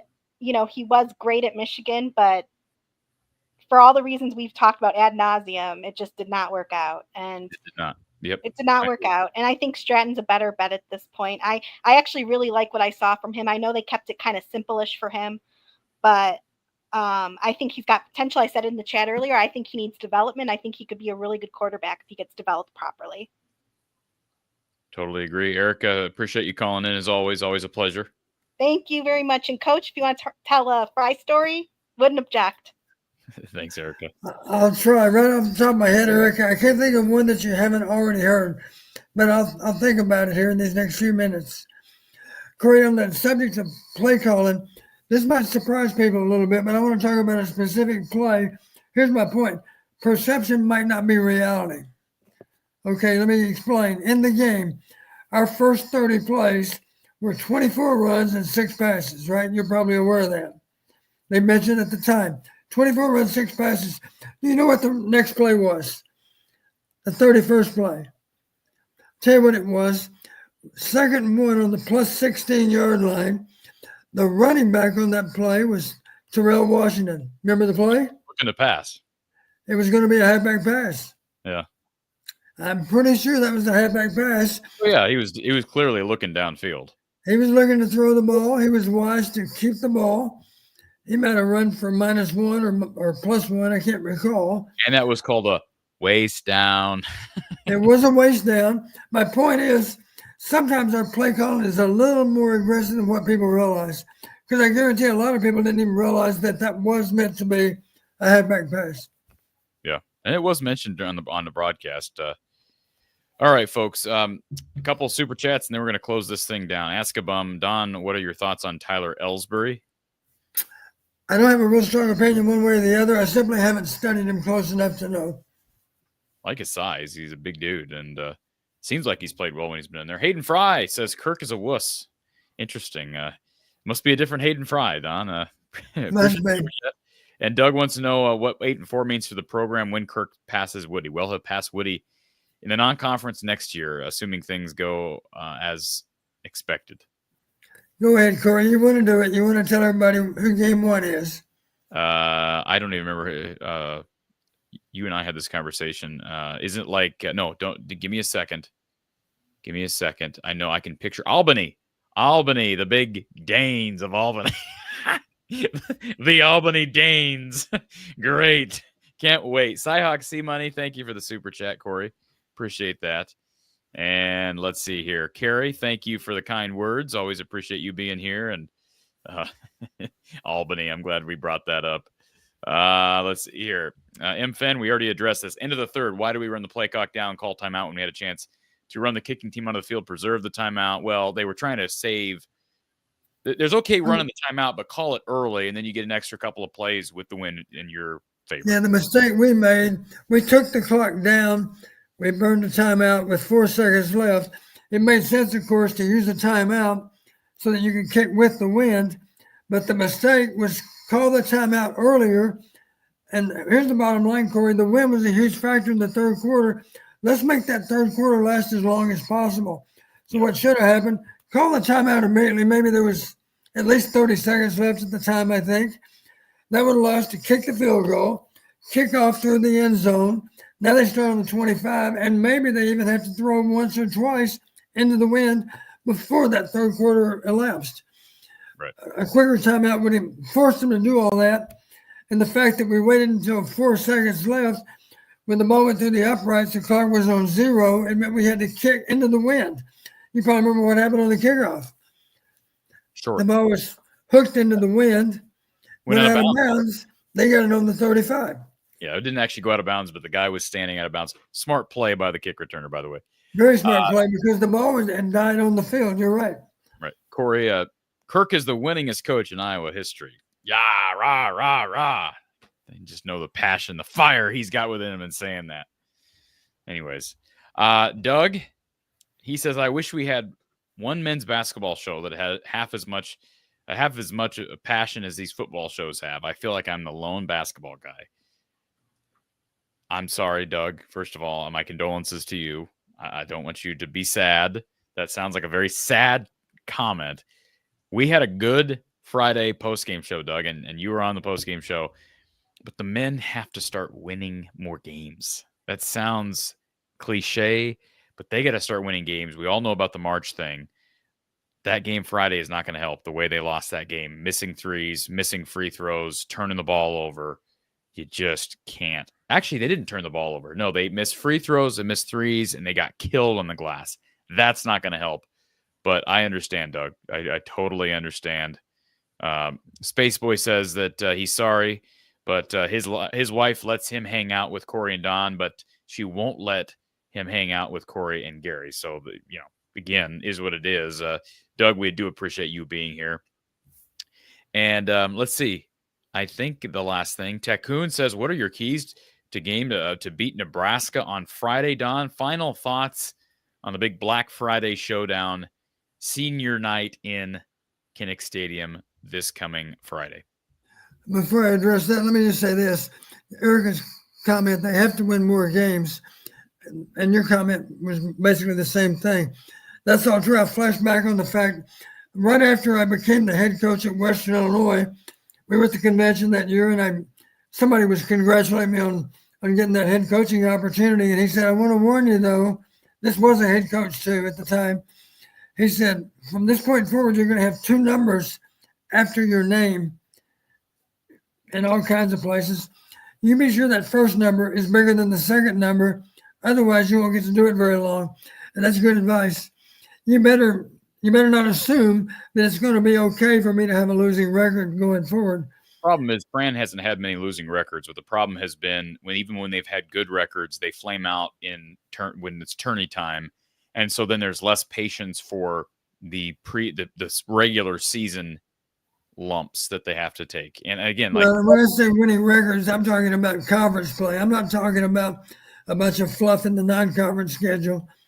That's one of my complaints about college basketball in general, is they have a lot of non-conference games, and typically so many teams don't play a very difficult schedule, and they pile up all kinds of wins non-conference, and yet it doesn't prepare you very well for conference play.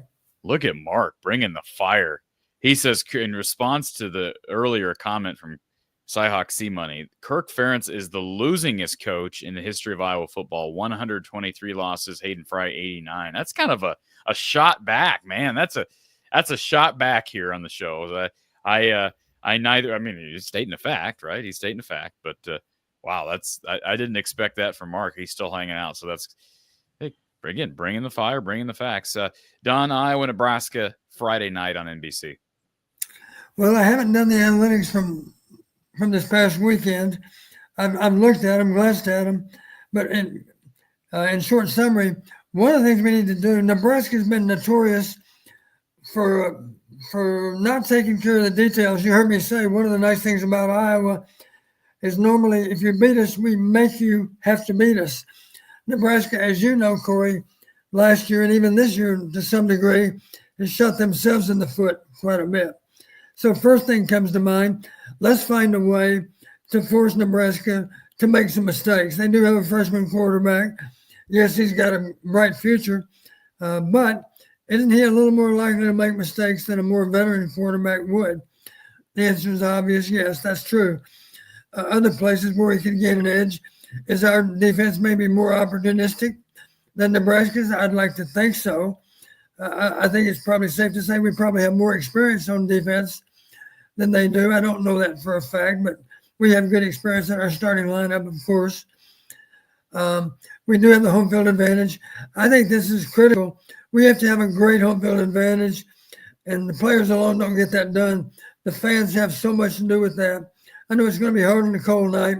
We got to bundle up. We got to find a way to make a lot of noise in the course of the game. Let's be sure that Kinnick advantage is there, as it almost always is, and let's recognize those players deserve that kind of support out of our crowd. It is senior day. These seniors will never again get to play in Kinnick Stadium. Let's send them off on the right note, and that's a responsibility that every last fan should embrace. Having said all that, I'd like to win on turnovers. We should be able to get that done. Nebraska historically has turned the ball over more than we have. Hope that continues this next Friday night. And then beyond that, to help knowing who we are, we need to certainly outrush Nebraska. We should get that done. And that'll, of course, give us a better chance to shorten the game and keep their offense off the field more than maybe what they'd like to be out there. If you snap the ball 75 times, you got a better chance to make big plays than if you only snap it 60. That only makes sense, of course. And but that's just tough off the top of my head, of course. It's not based on a lot of analytics yet. I haven't really done a deep dive on, and just to give you an idea of what I do, Corey, this time of the year, I do what I call a bowl evaluation on both teams. And so you know what I'm going to do? I'm going to look at every conference game played by Nebraska, every conference game played by Iowa, and then I'm going to start looking how many of these 25 parameters that I address, how many of them, are there any of them that might be, right now we both played 8 conference games, right? You're talking about 16 games. Are there any of those parameters that are 16 for 16? And all I'm saying is, are any of them 100% win if you win the parameter? That's an indication you better win that parameter. Maybe there is, maybe not. I'm going to figure it all out, and I'm going to share that information with Iowa, and I hope Nebraska doesn't have anybody that's that involved to do the same thing on their side. Even if they are, I don't think they know as much about analytics as I do. So advantage is still to Iowa. That sounds like I'm shooting my own horn. I'm sorry, but I just take my work very seriously. I think you know that. There's a reason why your name is in the title of this show. So just remember that. Iowa, Nebraska, Friday, under the lights, Kinnick Stadium, Black Friday, Game 12, 6:30 p.m. Central Time on NBC, and it will be fun. It will be less boring than the 11 a.m. game in College Park that we watched yesterday. For Coach Don Patterson, I'm Corey Brada from the Hawkeye of the Storm. Stay tuned and tune in Friday night for postgame coverage. We'll have to kind of recap men's football and, of course, women's basketball as well, because we'll have a game that's running parallel with the football team. So maybe we'll get Kashin to hop on with us for a few minutes. Looks like a late super chat from Erica. Last question, Don. Did Nebraska look good because they played a horrible Wisconsin team, or should we really be concerned? Well, I think the Wisconsin fans would tell you that they're a little bit of a hot mess right now. I say that simply because Phil Longo loses his job a couple of weeks ago, and they're trying to salvage a disappointing season. Correct me if I'm wrong, Corey. They're 5-6 right now. Is that right? That sounds right. Yeah, I believe you're I right. think they were both 5-5. They got to win before this. they played. So they got to win. Otherwise, they might be a bowl team at 5-7, I guess, because we can't fill bowl teams with just 6-6 teams. I guess we got to go 5-7 in a few spots. Obviously, that's another problem. Too many bowl games. Too many bowl games. As they become less and less relevant, we just keep adding more bowl games. That makes a lot of sense. Yeah. Anyways, folks, myself and Coach Patterson following the game. Tune in right here. And, of course, all of our shows on audio. Donate to the show. Subscribe, like, all those things. Please support our sponsors, folks. It's really important that you do that now over never or even your attempt to do it later. Do it now because we've got season wrapping up on Friday, and they've been with us throughout, and they've been a big help and helped this show to go. For Coach Patterson, I'm Corey Bratter. We'll talk to you very soon right here from the Hawkeye of the Storm.